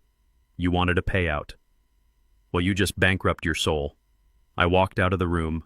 I walked down the hallway. I didn't look back. I didn't cry. I was done crying for them. I walked out into the cool night air. I got into my car. "Drive," I told James. "Where to, sir?" "Away from here," I said. "Anywhere but here." I sat in the dark, watching the city lights blur. I had lost my wife to cancer, and tonight I had lost my daughter to greed. But I was still standing, and I still had a war to finish. Chase thought this was the end. He thought he had played his last card. He was wrong.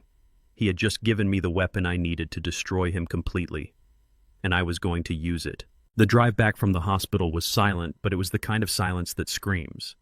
I was not in the car with them, but I knew exactly what it felt like. It was the air pressure dropping before a tornado touches down.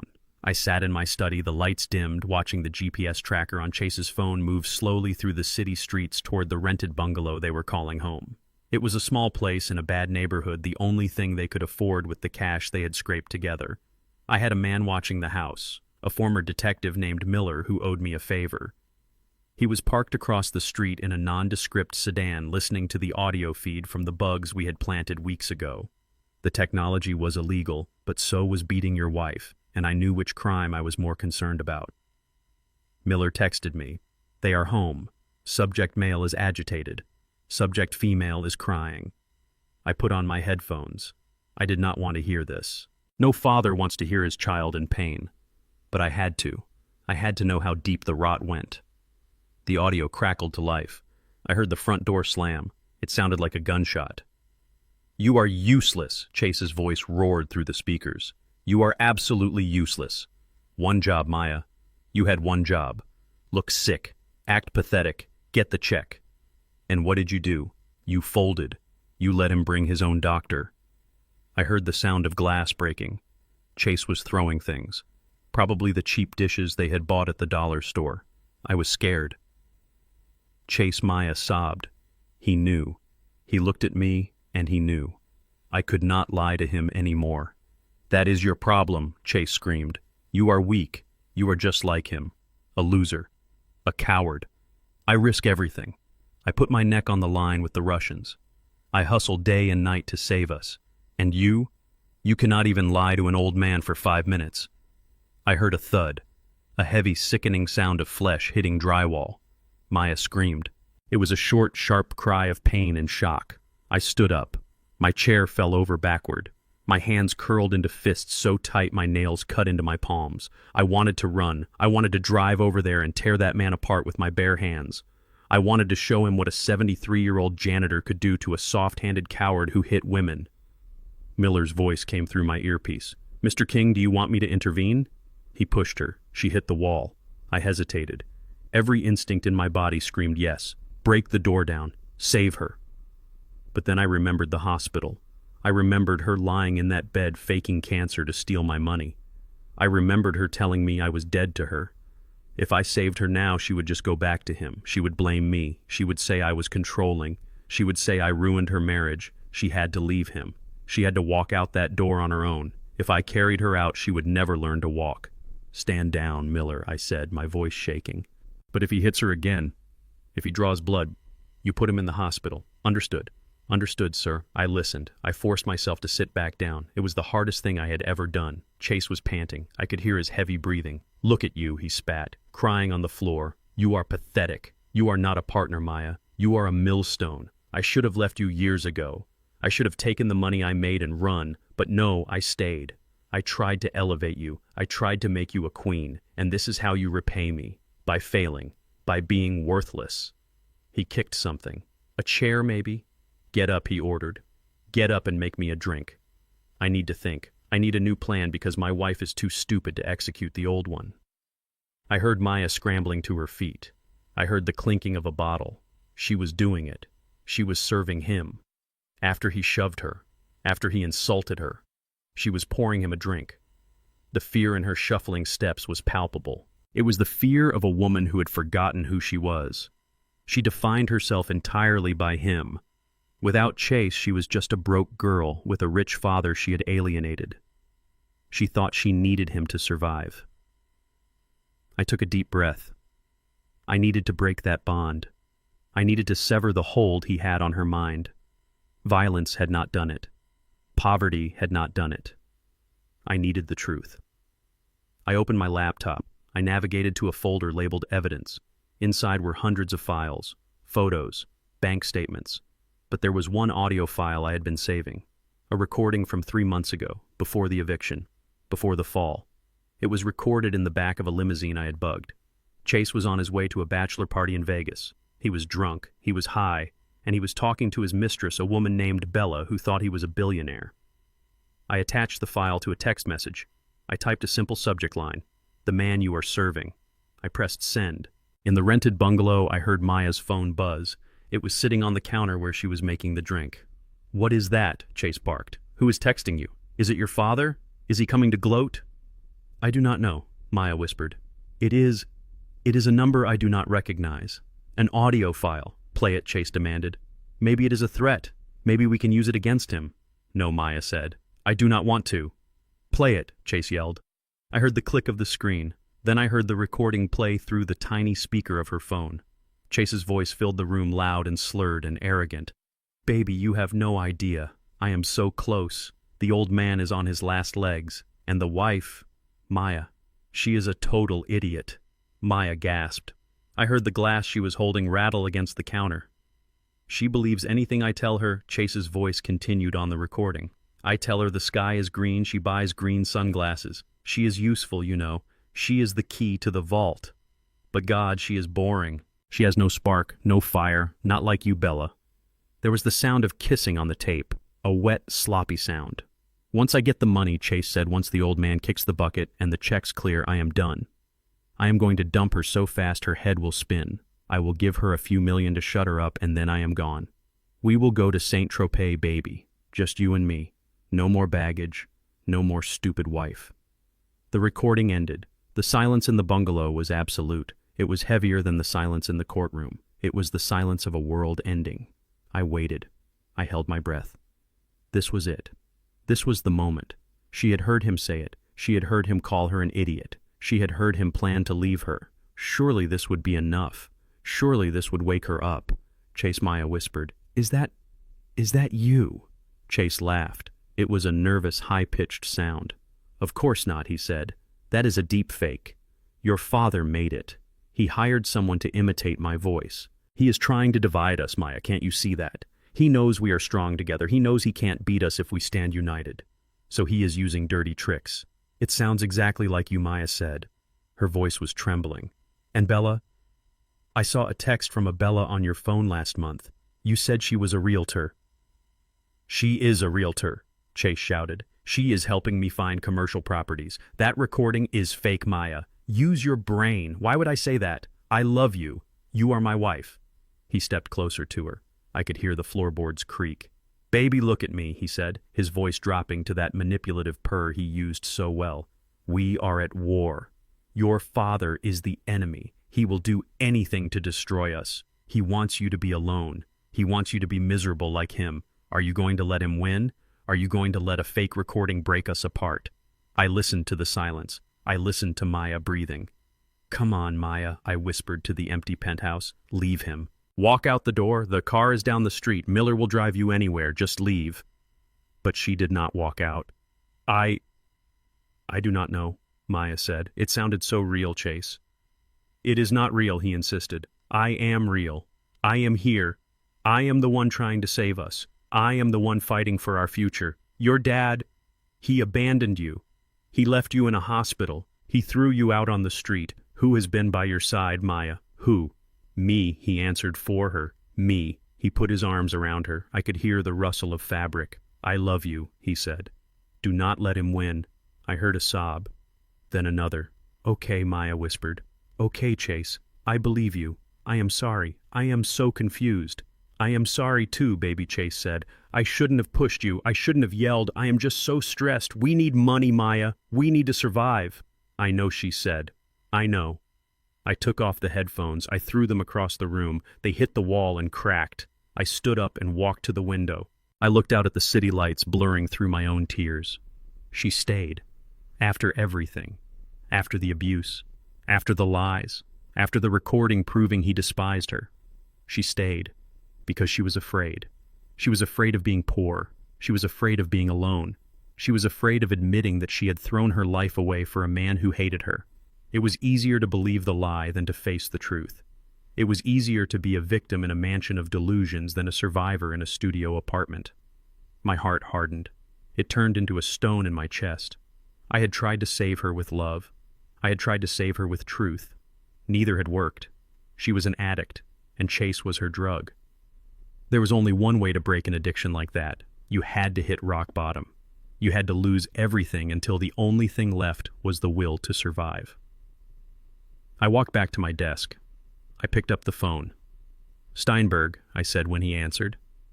Did she leave? He asked. No, I said. She stayed. I am sorry, Otis. Don't be. I said. It clarifies things. What do you want to do? Proceed with the petition, I said.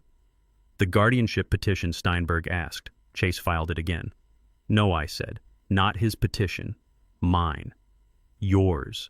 I am filing a petition for the involuntary commitment of my daughter, I said. Not for insanity, for dependency. I am going to prove that she is under the coercive control of a criminal. I am going to use the abuse as evidence. Otis, that is a nuclear option, Steinberg warned. If you do that, you are declaring war on her too. I am not declaring war on her, I said. I am declaring war on the disease. And sometimes to cure the disease, you have to cut out the infected tissue. File it, I said, and get the evidence ready for the fraud trial. I am done waiting. I hung up. I looked at the screen one last time. Chase and Maya were sitting on the couch. He was drinking the drink she made him. She was resting her head on his shoulder, eyes closed, pretending everything was fine. Enjoy it, Chase, I whispered. Enjoy your victory, because tomorrow I am taking the roof off, and when the sun hits you, you are going to burn. The oak-paneled walls of the Fulton County Superior Courtroom felt less like a halls of justice and more like the inside of a coffin. I sat at the defendant's table, my hands folded calmly on the polished wood, while a man in a $3,000 suit tried to bury me alive. Chase sat across the aisle next to his lawyer, looking like the grieving, concerned son-in-law he had practiced being in the mirror all morning. He dabbed his eyes with a handkerchief whenever the judge looked his way, but I saw the smirk hiding behind the cloth.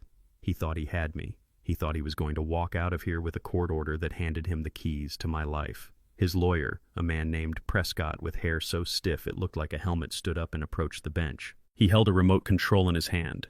He didn't look at me. To him, I wasn't a person. I was just an obstacle to his commission. Your Honor. Prescott began, his voice smooth and oily. We are not here to attack Mr. King. We are here to protect him. The evidence will show a pattern of reckless spending and financial mismanagement that indicates a severe cognitive decline. Mr. King is hemorrhaging money, Your Honor. Millions of dollars poured into projects that have no return on investment. Projects that can only be described as delusions of grandeur. He pressed a button. A large screen on the wall flickered to life. A photo appeared. It was a picture of an old, dilapidated warehouse in the West End. The windows were boarded up. The brick was crumbling. It looked like a money pit. This, Prescott said, pointing at the screen, is what Mr. King calls the Future Leaders Center. He purchased this property 3 months ago for $2 million. $2 million, Your Honor, for a condemned building in a neighborhood with zero commercial value. He has since poured another $1 million into renovations that seem to have no clear direction. The screen changed. Now it showed a group of young men standing in front of the building holding tools. They looked rough. They looked like the kind of kids people cross the street to avoid. And this, Prescott continued, is his staff. Former convicts, dropouts, gang members. Mr. King calls them students. We call them a liability. He is paying them $20 an hour to move piles of dirt from one side of the lot to the other. It is not a business. It is a charity run by a man who has lost touch with the value of $1. Chase shook his head sadly from his table. It breaks my heart, Your Honor, he said loud enough for the court reporter to hear. He worked so hard for that money. To see him throw it away like this, it is just tragic. I sat there and listened. I didn't move. I didn't object. I let them paint their picture. I let them show the judge the old buildings, the community gardens, the soup kitchens I funded. They laid it all out. Every project I had touched in the last year. Every dollar I had spent to lift up the people Chase looked down on. To them, it was waste. To them, it was evidence of insanity. Because in their world, money was only good for one thing: buying things for yourself. If you weren't buying a Ferrari or a yacht, you were wasting it. The idea of investing in people was so foreign to them, it looked like madness. Prescott finished his presentation with a flourish. Your Honor, he concluded, Mr. King has depleted nearly $5 million of liquid assets in 6 months. At this rate, he will be bankrupt in a year. We are asking the court to grant Mr. Sterling temporary guardianship to stop the bleeding, to preserve the estate for Mr. King's own care. We are asking you to take away the checkbook before there are no checks left to write. The judge looked at me. Judge Harrison was a stern woman with sharp eyes. She had seen a lot of family disputes. She looked at the photos on the screen. She looked at Chase's crocodile tears. Then she looked at me. Mr. King, she said, you have heard the allegations. Your counsel may respond. I stood up. I didn't have a lawyer. Gold was in the gallery, but I had told him to stay seated. This was personal.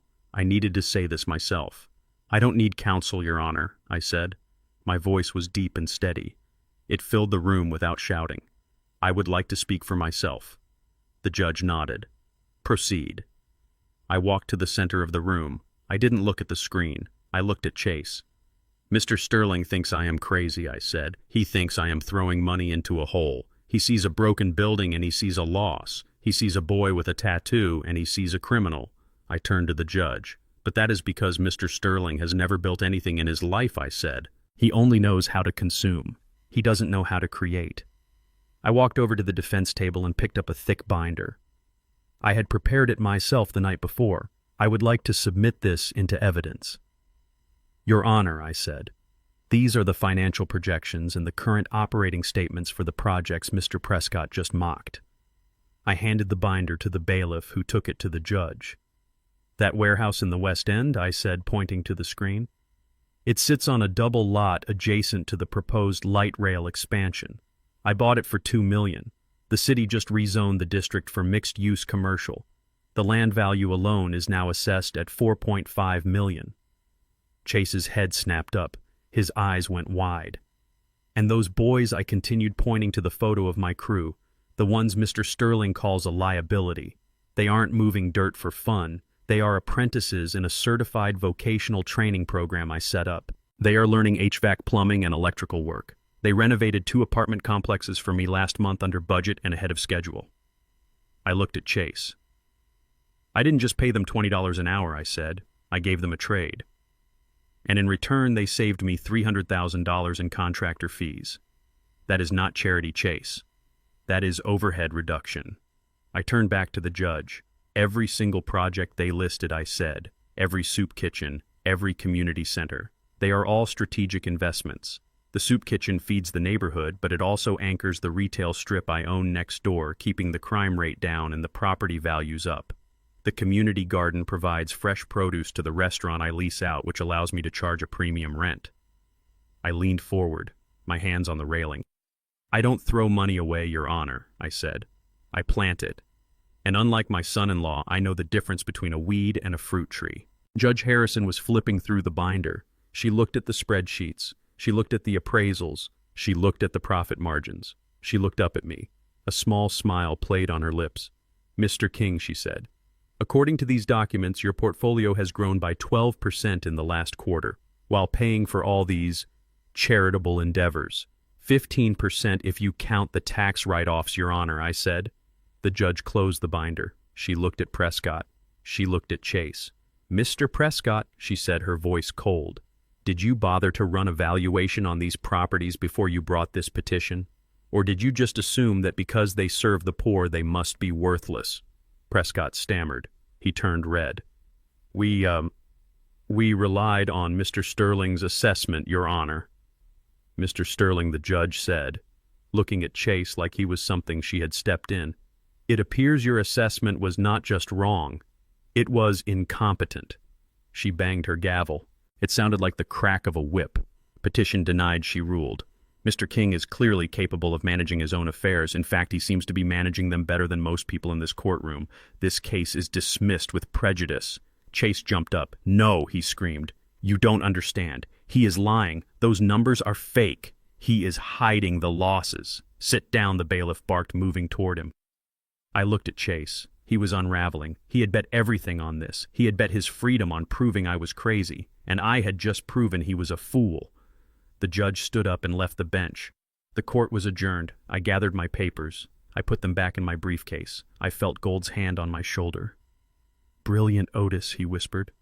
Absolutely brilliant. I didn't smile. It wasn't about brilliance. It was about survival.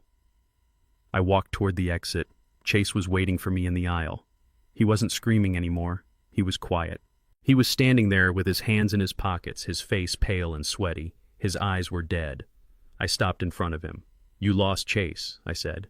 It is over. Go home. He looked at me. He smiled. It wasn't a happy smile. It was a broken, twisted thing. It was the smile of a man who has realized he has nothing left to lose. It isn't over. Old man, he whispered. Not even close. I frowned. What do you mean? You think the court was my only play? He asked, his voice low so no one else could hear. You think I put all my eggs in one basket. You don't know me, Otis. You don't know what I am capable of. You are capable of failure, I said. I have seen it. He stepped closer. He leaned into my ear. He smelled of fear and peppermint. I have a plan B, he hissed. Plan B, I asked. The law didn't work, he said. The guilt didn't work. So now we do it the hard way. He pulled back. He looked at me with eyes that were empty of anything human. You should have signed the papers, Otis, he said. You should have just given me the money. Now you are going to wish you stayed in that motel room. He turned and walked away. He didn't look back. He walked out of the courtroom with a swagger that didn't match his defeat. I watched him go. A cold feeling settled in my stomach. It wasn't fear. I didn't fear him. But I knew that look. I had seen it in the eyes of rats in the alley when they were cornered. He wasn't going to stop. He wasn't going to run. He was going to escalate. I looked at Gold. "Get the car, Saul," I said, "and call the security team." "Why?" Saul asked. "What did he say?" "He said he has a plan B," I said, "and I think plan B doesn't involve lawyers." I walked out of the courthouse. The sun was shining, but the air felt heavy. I checked my watch. It was noon. Chase had 12 hours before the Italians came for him. 12 hours to find $1 million. He was going to do something desperate. He was going to do something violent. I got into the back of the car. I checked the lock on the door. I was ready for a fight. I was ready for a war. But I wasn't ready for what happened next. Because Chase wasn't coming for my money anymore. He was coming for me. The burlap sack over my head smelled of gasoline and old rust. I could feel the vibration of the van's engine rattling my teeth and the cold metal of handcuffs digging into my wrists behind my back. Most men my age would be having a heart attack right now. They would be praying to God or begging for their lives. But I was not most men. I was Luther King. And I had been waiting for this ride since the moment I walked out of that courtroom. Chase had told me he had a plan B. He had looked me in the eye with that dead, desperate stare and promised me he wasn't finished. I knew he wouldn't stop. A man who owes millions to the Italian mob doesn't just go home and wait for them to break his legs. He does something stupid.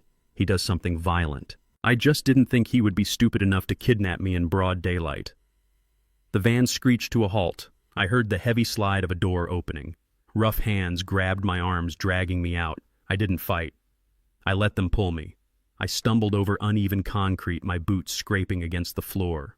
The air changed. It went from the humid warmth of the Atlanta afternoon to the damp, musty chill of a warehouse. I knew the smell.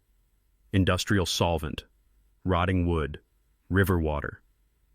We were near the Chattahoochee, likely in one of the abandoned textile mills on the west side. They pushed me down into a chair.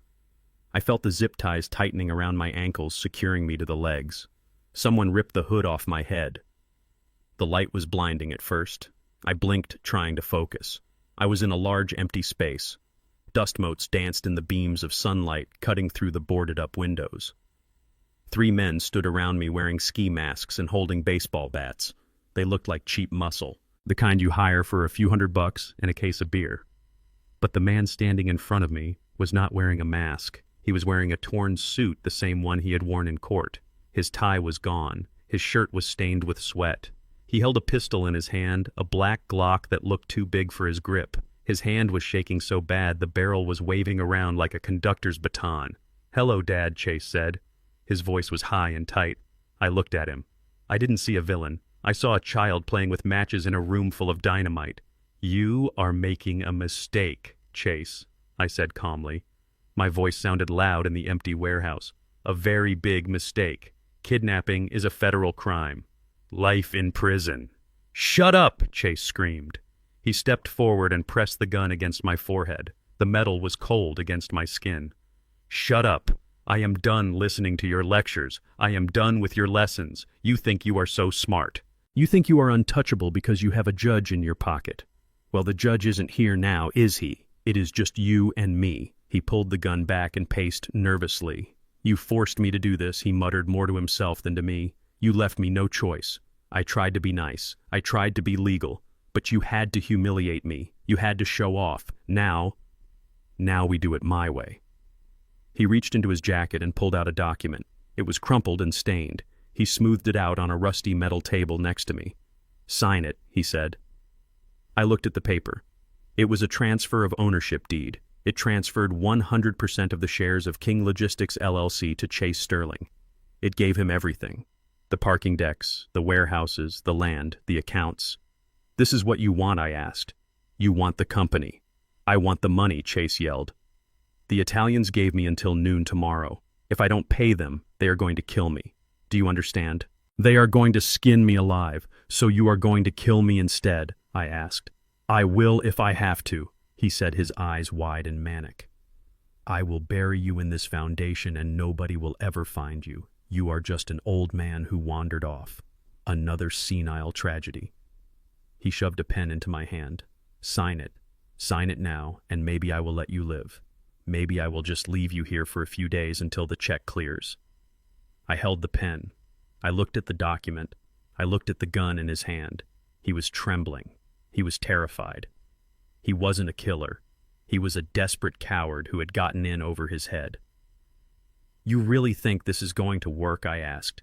You think you can just walk into a bank with a piece of paper signed by a man who was reported missing and transfer $20 million? I will make it work, Chase said. I have contacts. I have ways. Just sign the damn paper. I sighed. I looked at my watch. It was a Patek Philippe, the same one I wore in court. You are late, Chase, I said. What he asked, confused. You are late, I repeated. You should have done this yesterday, before I updated the security protocols, before I moved the assets into a new trust. Even if I sign this paper, it is worthless. The company doesn't exist under that name anymore. You are lying, he screamed. He struck me across the face with the pistol. The blow stung. I tasted blood in my mouth. My head snapped to the side. I am not lying, son, I said, spitting blood onto the concrete floor. I am always 3 steps ahead of you. You are playing checkers. I am playing chess. And I just put you in checkmate. Chase stared at me. He looked like he was going to cry. The reality was sinking in. The paper was useless. The kidnapping was useless. He had committed a felony for nothing. Kill him, one of the masked men said. His voice was deep, muffled by the fabric. Just finish him, and let's go. This wasn't part of the deal. Chase looked at the man. He looked at me. He raised the gun again. His finger tightened on the trigger. I am sorry, Dad, he whispered. I really am. But I can't die. I can't let them take me. I looked down the barrel of the gun. I saw the darkness inside. You are not going to shoot me, Chase, I said softly. Why not? He asked, tears streaming down his face. Why shouldn't I? You ruined my life. Because I said, leaning back in the chair, my eyes locking onto his. You think I walked out of that courthouse alone? You think a man worth $100 million walks down the street without insurance? Chase frowned. What are you talking about? I tapped the side of my shoe against the chair leg. I have been tracking you since you left the courtroom, I said. I knew you were following me. I let you take me. I let you bring me here. Chase laughed a hysterical sound. You wanted to be kidnapped. You are crazy. Why would you do that? Because I needed you to cross the line, I said. I needed you to do something that no lawyer could fix. Something that no plea deal could erase. I needed the world to see you holding a gun to your father's head. He looked around the empty warehouse. Who is going to see? He asked. There is nobody here. Just us. Is there? I asked. I looked up at the ceiling. High above, in the shadows of the rafters, a tiny red light blinked. Chase followed my gaze. He saw it. What is that? He whispered. That is a live feed, I said. Connected to the cloud. Connected to the servers at King Security. My security team has been watching us for the last 10 minutes. They have audio. They have video. They have you confessing to kidnapping and attempted murder. No, Chase gasped, backing away. No. And Chase? I added, my voice hardening. They are not just watching. Chase looked at the door of the warehouse, the heavy steel rolling door that was closed tight. He heard it then. A low rumble, like thunder approaching. It wasn't thunder. It was engines. Heavy armored engines. What did you do? He screamed, pointing the gun at me again, his hand shaking so bad he could barely aim. I checked my watch again. 3 minutes, I said. Their response time is excellent. The rumble grew louder. Tires screeched outside. There was the sound of shouting, the sound of boots hitting the ground, lots of boots. The 3 masked men looked at each other. They dropped their bats. They ran for the back exit. Chase stood there alone. He looked at the door. He looked at me. You set me up, he wailed. I taught you a lesson, I said. I told you, Chase. I told you not to mess with me. I told you I wasn't a janitor. But you didn't listen. The steel door of the warehouse didn't open. It exploded. A massive armored truck rammed through the metal, tearing it off the hinges like it was paper. Dust and debris filled the air. Blinding white floodlights cut through the gloom, illuminating Chase like a bug under a microscope. Drop the weapon, a voice boomed over a loudspeaker. Drop it or we will open fire. Men in black tactical gear swarmed into the room. They moved with precision. They moved with speed. They weren't cops. They were my private security detail. Former SEALs, former Rangers, men who made the Kolev brothers look like choir boys. Red laser dots danced across Chase's chest. 1, 2, 5, 10. He was painted. Chase froze. He looked at the wall of armed men advancing on him. He looked at the armored truck. He looked at me sitting calmly in the chair, blood on my lip, a smile on my face. "Drop it, Chase," I said. "Unless you want to die today." The gun slipped from his fingers. It clattered onto the concrete. He fell to his knees. He put his hands on his head. He started to sob. "It is over," I said. 2 of the security operators rushed him. They slammed him to the ground. They zip-tied his hands. Another team moved to me. They cut the ties on my wrists and ankles. They helped me stand. Mr. King, the team leader, said a man named Stone, who I had hired 5 years ago. "Are you hurt, sir?" I wiped my mouth. "Just a scratch, Stone. Good timing." "We were waiting for your signal," Sir Stone said. I walked over to Chase. He was lying on his stomach, his face pressed into the dirt. He looked up at me sideways. "You are the devil," he whispered. I leaned down. "No, son," I said. "I am just a man who protects his investments. And you were a bad investment." I turned to Stone. "Call the police," I said. "Tell them we have a kidnapper in custody, and send the video to the district attorney. I want him charged with everything: kidnapping, assault, extortion, attempted murder." "Yes, sir." I looked at Chase one last time. "The Italians won't get you now." "Chase," I said, "you are safe. You are going to prison. It is the best thing I could have done for you." I walked toward the light pouring in through the broken door. My car was waiting outside. I was bruised. I was tired. But I was alive. And Chase Sterling was finished. The war was over. But the cleanup was just beginning. I still had a daughter to deal with, and she was going to be much harder to break than him. But I was ready. I stepped out into the sun. The air tasted like victory. The night was a blanket of chaos, a storm of flashing lights and screaming sirens, but Chase Sterling moved through it like a ghost. He was not wearing his Italian suit anymore. He was wearing a hoodie he had stolen from a clothesline in the back alley of the courthouse, and a pair of sneakers he had found in a donation bin. He looked like a shadow, like a whisper of bad news. He was a fugitive now, a wanted man. His face was on every news channel in Atlanta. His name was scrolling across the bottom of every screen. Chase Sterling wanted for fraud, embezzlement, and kidnapping. He ran through the back streets, avoiding the main roads, avoiding the cameras, avoiding the eyes of the city that had once adored him. He was heading home, or to the place he used to call home, the rented bungalow where he had stashed his emergency fund. He knew he did not have much time. The police would be there soon. They would be tearing the place apart looking for him. But he had a head start. He knew the shortcuts. He reached the house at 2 a.m. It was dark, silent. He crept around to the back door, his heart pounding against his ribs like a trapped bird. He used a rock to smash the small window pane, reached in, and unlocked the door. He slipped inside. The house smelled of stale pizza and fear. He did not turn on the lights. He moved by memory, navigating the cluttered living room toward the bedroom. He needed the cash. He needed the jewelry. He needed anything he could sell, anything he could trade for a new identity, a new life. He reached the bedroom. He went straight to the closet. He pulled down a shoebox from the top shelf. It was heavy. Inside was $30,000 in cash, his gambling winnings from a lucky streak last month. It wasn't enough. Not nearly enough to disappear. He needed more. He went to the dresser. He pulled open the top drawer. Inside was Maya's jewelry box. He dumped it out onto the bed. Necklaces, bracelets, earrings. Most of it was costume jewelry, fake flash for a fake life.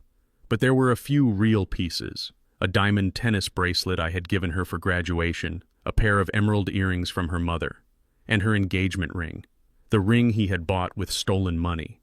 He swept it all into a pillowcase. He was sweating now, his breath coming in short, ragged gasps. He was a rat scavenging in the ruins of his own making. "Chase," a voice whispered from the doorway. He spun around, dropping the pillowcase.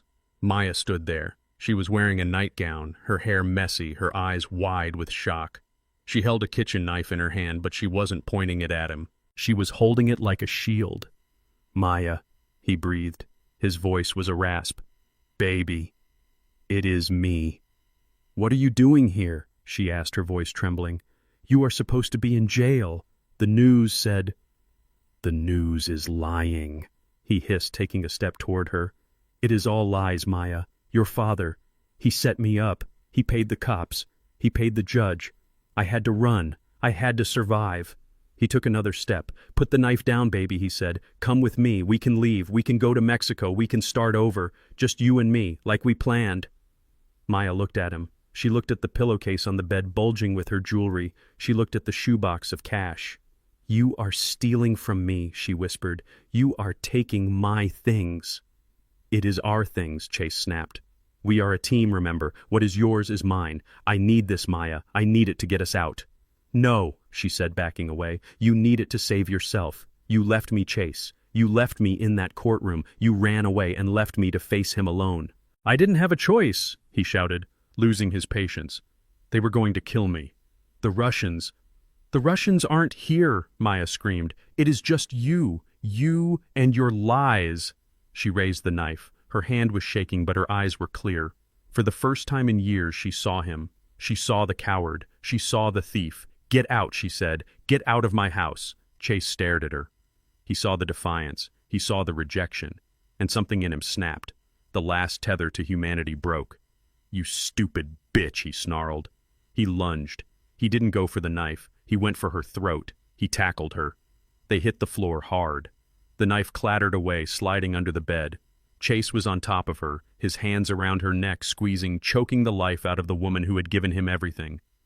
"You think you can stop me," he screamed, spit flying from his mouth. "You think you are better than me. You are nothing. You are just a piggy bank, and I am making a withdrawal." Maya clawed at his face. She kicked. She screamed a strangled, gurgling sound. She fought with everything she had. She fought for her life. She managed to get a knee up. She drove it into his groin. Chase howled. He let go, rolling off her, clutching himself. Maya scrambled to her feet. She ran. She ran for the door. She ran for the stairs. Chase was fast. Adrenaline and rage fueled his broken body. He scrambled up. He chased her.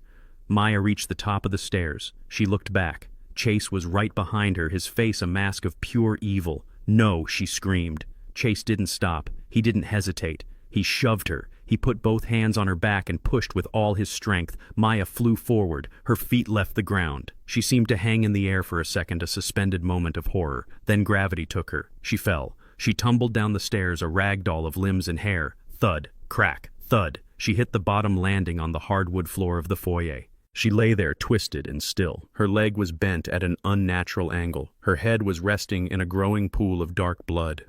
Chase stood at the top of the stairs, panting. He looked down at her. He looked at the woman he had promised to love and cherish. "Maya," he whispered. She didn't move. She didn't breathe. He waited. 5 seconds. 10 seconds. Silence. Panic seized him. Cold, absolute panic. He had killed her. He had killed the golden goose. He ran back into the bedroom. He grabbed the pillowcase. He grabbed the cash. He stuffed it all into a duffel bag. He ran down the stairs, stepping over her body, his shoes leaving bloody prints on the floor. He didn't check her pulse. He didn't call 911. He didn't care. He opened the front door. The night air rushed in, cool and indifferent. He ran out into the darkness. He ran toward the woods, toward the river, toward anywhere that wasn't here. He was a murderer now, a fugitive, a monster. He disappeared into the shadows, leaving the door open, leaving the silence, leaving his wife broken and bleeding on the floor of a rented house. He thought he had escaped. He thought he had won. He didn't know that Maya's finger had twitched. Just once. He didn't know that I had installed a panic button in the hallway 3 days ago. A silent alarm linked directly to my security team, and he didn't know that help was already on the way. But for now, the night belonged to him, the night and the guilt that would chase him to the ends of the earth. The hospital room was quiet except for the rhythmic beep of the heart monitor. Maya was lying in the bed, her legs suspended in a cast, her face bruised and swollen. She looked like a broken doll. I sat in the chair next to the bed, holding my hat in my hands. She opened her eyes slowly. When she saw me, she flinched. She expected anger. She expected judgment. "Dad," she whispered. I did not say anything. I just looked at her. I looked at the bruises on her arms. I looked at the fear in her eyes. "I am sorry," she said. Tears leaked from the corners of her eyes. I'm so sorry, Dad. Why, I asked. Why are you sorry? Because you got caught, or because you got hurt? Because I was wrong, she sobbed. I was wrong about everything. About Chase, about you, about me. She tried to sit up, but grimaced in pain. Chase. He pushed me, she said. He pushed me down the stairs. He took everything, Dad. My jewelry, the cash. He left me there to die. I know, I said. The police told me. Maya looked at me, her eyes filled with shame. I knew he was bad, she confessed. I knew he was stealing. I knew he was lying. But I didn't care. I just wanted the money. I wanted the life he promised me. I thought if we got the inheritance, everything would be perfect. She closed her eyes. I called you a loser, she whispered. I let him call you a loser. And you are the only one who ever really loved me. She started to cry harder, her chest heaving with sobs. I am the loser, Dad. I am the one who married a monster. I am the one who threw away my family for a fantasy. I reached out and took her hand. It was cold. You made mistakes, Maya, I said. Terrible mistakes. You hurt me. You disrespected me. I know, she cried. I know. But I said, squeezing her hand, you are still my daughter, and I am not going to let you die. Maya looked at me. Her eyes were wide with disbelief. You forgive me? She asked. Forgiveness is a journey, I said. We are at the beginning, but I am here. She squeezed my hand back. Chase, he is still out there, she whispered. He is going to come back. He is going to hurt me again. He is not coming back. I said, my voice hardening. How do you know? Because I am hunting him, I said. I stood up. I looked down at her. I am going to find him, Maya. I am going to find him, and I am going to make him pay for every bruise on your body. I am going to make him pay for every tear you cried. But Dad, she said, fear creeping back into her voice. He is dangerous. He is desperate.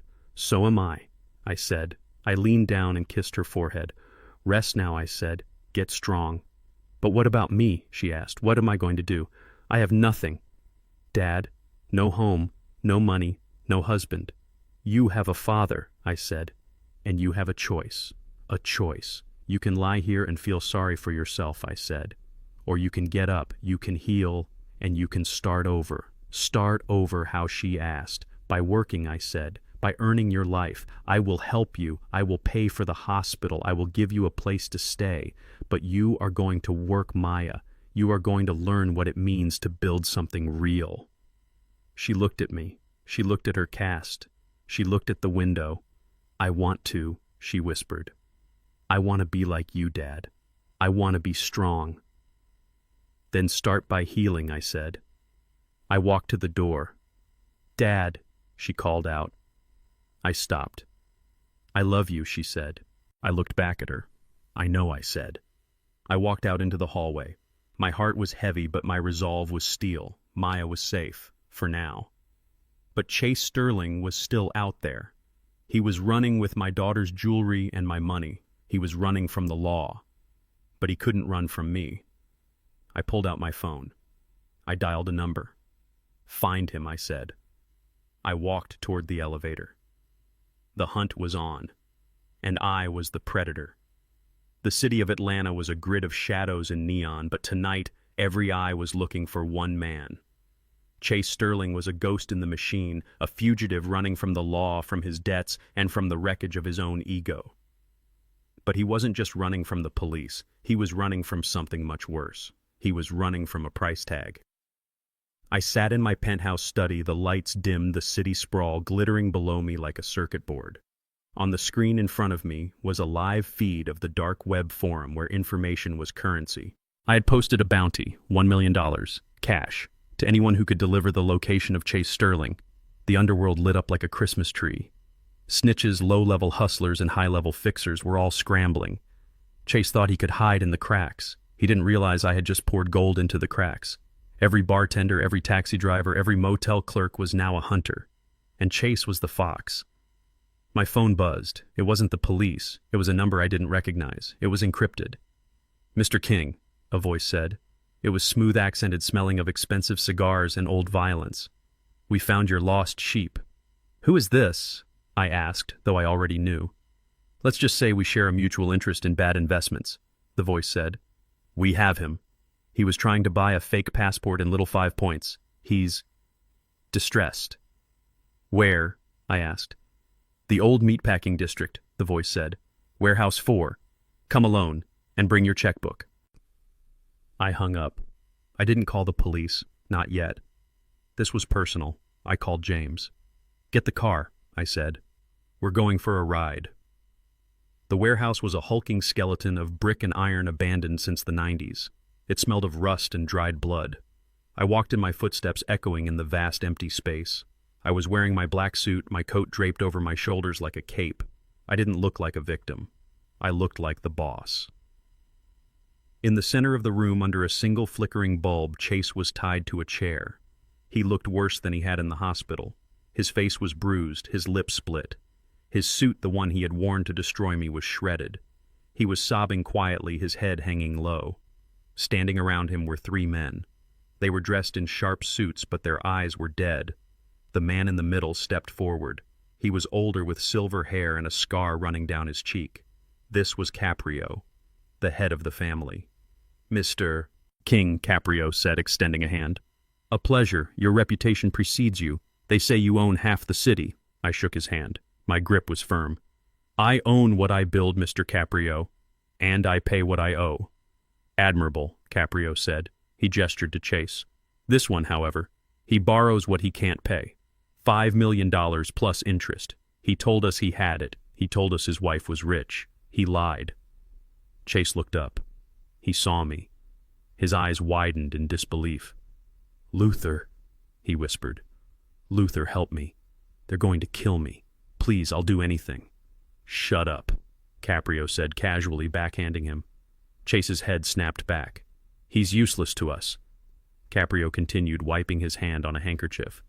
He has no money, no assets, no future. We were just about to close the account, permanently. One of the men stepped forward, pulling a silenced pistol from his jacket. Wait, I said. Caprio looked at me. Why do you have a sentimental attachment to the man who tried to rob you? No, I said, but I have a business proposition. I reached into my coat pocket. I pulled out a checkbook, not a personal one, a corporate one. King Logistics. How much does he owe you? I asked. $5 million, Caprio said, plus a VIG of $500,000 for the trouble. 5.5, I said. Done. I wrote the check. My hand didn't shake. I tore it out and held it up. This is a cashier's check, I said. Certified funds. It clears instantly. Caprio stared at the check. He looked at Chase. He looked at me. He smiled. It was a shark smile. You're buying his debt, he asked. Why, he's worthless. He's worthless to you, I said. To me, he's an investment. Caprio took the check. He inspected it. He nodded to his men. They lowered their weapons. The debt is paid, Caprio said. He's yours. Do what you want with him. He signaled his men. They walked toward the exit, leaving Chase still tied to the chair, shivering in the cold, damp air. Pleasure doing business with you, Mr. King, Caprio called out before disappearing into the night. Silence descended on the warehouse. Just me and Chase, and the sound of dripping water. Chase looked at me. He was crying tears of relief. Thank you, he sobbed. Oh my God, thank you, Luther. You saved me. I knew you would. I knew you wouldn't let them kill me. I'll pay you back. I swear. I'll work for you. I'll do whatever you want. I walked over to him. I looked down at his battered face. You think I saved you? I asked softly. You paid them, he said. You bought my debt. We're square right. I owe you now. Yes, I said. You owe me. But you don't owe me money, Chase. I pulled a knife from my pocket. Chase flinched. I cut the ropes binding his hands. You're free, I said. Chase stood up, rubbing his wrists. He laughed a manic, hysterical sound. I'm free. I'm alive. Luther, you're a saint. I don't deserve this. No, I said. You don't. I walked to the warehouse door. I pushed it open. Outside, the night was alive with flashing blue lights. Sirens wailed. A dozen police cars were surrounding the building. Chase froze. What is this? I bought your debt, I said, turning to face him. Which means I own you, and as the owner of your liability, I have decided to liquidate the asset." "You called the police," he screamed, "after you paid $5 million. $5 million was the price of admission," I said. "The price to make sure the mob didn't kill you. Because death is too easy, Chase. Death is an escape." I pointed to the police. "Prison," I said. "That's hell. That's where you live with what you did, every day, for the rest of your life." "No," he yelled. "You can't." "The mob was going to let me go. The mob was going to kill you," I said. "I saved your life so the law could take it away." The officers rushed in. They tackled Chase. He screamed. He kicked. He cursed my name. "You're crazy," he howled as they cuffed him. "You threw away $5 million just to put me in jail." I watched them drag him away. "It wasn't about the money," I whispered. "It was about the receipt." I walked out past the police line. The captain nodded to me. "We got him, Mr. King," he said. "Thanks for the tip." "Just doing my civic duty," I said. I got into my car. I watched Chase being shoved into the back of a squad car. He looked at me through the window. His eyes were full of hate, but also full of fear. He was alive, but he was buried. I sat back in the leather seat. I closed my eyes. $5 million. It was a lot of money. But the look on his face when he realized he hadn't been saved, but captured, priceless. "Home, James," I said. The war was almost over. Just one battle left. And I was ready to face him one last time. Behind bars. The heavy steel door of the visitor's room slammed shut behind me with a finality that echoed in the concrete space. The air was thick with the smell of disinfectant and despair. I walked toward the plexiglass barrier, my footsteps loud and deliberate in the quiet room. On the other side sat Chase. He was wearing a standard-issue orange jumpsuit that hung loosely on his frame. His hair, usually perfectly styled, was shaved close to his scalp, and his face was gaunt, his eyes sunken and shadowed. The arrogance that had defined him, the swagger of a man who thought he owned the world, was gone. In its place was a raw, trembling fear. He looked up as I sat down. For a moment I saw a flicker of the old Chase, a desperate attempt to summon some of his former bravado, but it crumbled instantly under my gaze. He picked up the phone receiver, his hand shaking. I did the same. "Luther," he rasped, his voice cracking. "Thank God you came. You have to help me. This is all a mistake. A terrible misunderstanding." I looked at him through the scratched glass. "A misunderstanding," I repeated calmly. "Is that what you call embezzlement? Is that what you call fraud? Is that what you call hiring thugs to kidnap me?" Chase flinched. "I was desperate, Luther. I was scared. The Italians, you know what they are like. They were going to kill me. I did what I had to do to survive. And in doing so, you tried to destroy my life," I said. "You tried to destroy your wife. You tried to destroy everything I built. I know," he pleaded, leaning forward until his forehead touched the glass. "I made mistakes. Terrible mistakes. But I am family, Luther. I am your son-in-law. I am the father of your future grandchildren." I stared at him, my expression unreadable. Future grandchildren. He was playing his last card, the one he thought would always work. The emotional blackmail. "There are no grandchildren, Chase," I said. "Maya is not pregnant. She never was." "That was another one of your lies, wasn't it? A way to keep her tethered to you. A way to pressure me." Chase's eyes darted away. "We were trying," he mumbled. "We were going to have a family. Doesn't that count for something? Doesn't the potential of a life together mean anything to you?" "It means nothing when it is built on a foundation of deceit," I said. He looked back at me, tears welling in his eyes. "Please, Luther. You have the power. You can drop the charges. You can tell the DA it was a family dispute that got out of hand. You can get me out of here. I will pay you back, I swear. Every cent. I will work for you. I will do anything. Just don't leave me in here." I reached into my jacket pocket and pulled out a folded document. I unfolded it slowly, deliberately, and pressed it against the glass so he could read it.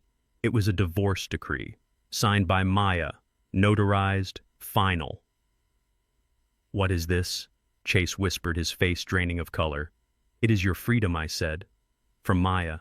From the lie you lived." He stared at the paper, his eyes scanning the legal text, the signature that sealed his fate. "Maya. She signed this. She did," I confirmed. "She knows everything, Chase. She knows about the money. She knows about the other women. She knows about the doctor you bribed. She knows who you really are."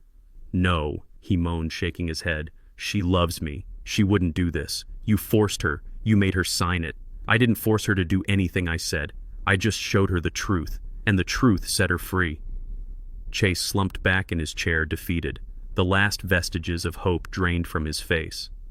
So that is it, he said, his voice hollow. You took my money. You took my wife. You took my life. Are you happy now, old man? Do you feel like a big shot? I leaned in closer to the glass, my eyes locking onto his. I am not happy, Chase, I said. I am relieved. Relieved that my daughter is safe from you. Relieved that my legacy is secure. Relieved that a parasite has been removed from my family. You are a monster, he spat, a sudden flash of anger cutting through his despair. You are a cold-hearted bastard. And you are a criminal, I countered. A thief, a liar, and now a convict. I stood up. I smoothed my suit jacket. I looked down at him one last time. You said you were the father of my grandchildren, I said. You said you were family. I paused, letting the silence stretch. You are not a father, I said, my voice low and hard. You are not a husband. You are not a son. You are just a lesson. A very expensive, very painful lesson for my daughter. And she has learned it well. Chase stared at me. His mouth open, but no words came out. He looked small, insignificant, trapped in a cage of his own making. Goodbye, Chase, I said. I hung up the phone. I turned and walked away. I didn't look back. I didn't need to. I knew what was happening behind me. The guards were moving in. The door was opening. Chase was being led back to his cell, back to the reality he had created for himself. I walked out of the prison and into the bright sunlight. The air tasted sweet. The weight that had been pressing on my chest for months was gone. It was over. The threat was neutralized. My family was safe. I got into my car. James looked at me in the rearview mirror. Where to, Mr. King? Home, James, I said. Take me home. As the car pulled away, I closed my eyes. I thought about Maya. She was hurting now, I knew. The betrayal was a deep wound, but wounds heal. Scars fade. And she was strong. She was a king. She would survive this. She would learn from it. And she would be better for it. I had done what I had to do. I had protected my own. And I had taught a predator that some prey bites back. The road ahead was clear. The future was open. And for the first time in a long time, I felt a sense of peace. The storm had passed, and we were still standing. 3 months after Chase vanished into the city's underbelly, Maya sat across from me in my study. She looked different. The designer clothes were gone, replaced by a simple blouse and jeans. Her hair was tied back. She looked tired, but she also looked determined. Dad, she said, her voice steady. I need a favor. I raised an eyebrow. A favor. I know what you are thinking, she said quickly. I'm not asking for money. Not really. I want a loan. A business loan. With interest. I will sign whatever you want. I leaned back in my chair. What kind of business? A flower shop, she said, like Mom used to have. I felt a pang in my chest. Betty had loved flowers. She had a small shop before she got sick, before the money complicated everything. It was her happy place. Why flowers, Maya? I asked. You have a degree in marketing. You could get a corporate job. I don't want a corporate job, she said. I don't want to sit in an office and pretend to be important. I want to make something. I want to work with my hands. I want to smell the earth. I looked at her hands. They were still soft, uncalloused. It is hard work, Maya, I said. Early mornings, heavy lifting, dirt under your nails. I know, she said. I am ready. I pulled a checkbook from my desk. $50,000, I said, at 5% interest. Repayment starts in 6 months. If you miss a payment, I foreclose. Deal, she said without hesitation. I wrote the check. I handed it to her. Do not make me regret this, Maya. I won't, Dad. She took the check and walked out. 2 months later, Betty's Blooms opened in a small storefront in Midtown. It wasn't fancy. The sign was hand-painted. The shelves were simple wood. But the flowers were fresh and beautiful. I didn't go to the opening. I wanted her to do it on her own. I wanted her to know that she built it, not me. But I watched. I drove by a few times a week. I saw her sweeping the sidewalk. I saw her arranging bouquets. I saw her talking to customers. She was struggling. One Tuesday afternoon, I parked across the street. I watched through the window. A customer was yelling at her, a woman in a fur coat holding a wilted arrangement. "This is garbage," the woman screamed. "I paid $80 for this. It looks like you picked it from a dumpster." I saw Maya flinch. I saw her shoulders slump. "I am so sorry, ma'am," Maya said. "I can remake it for you, or I can give you a refund." "I don't want your refund," the woman spat. "I want competence. Is that too much to ask?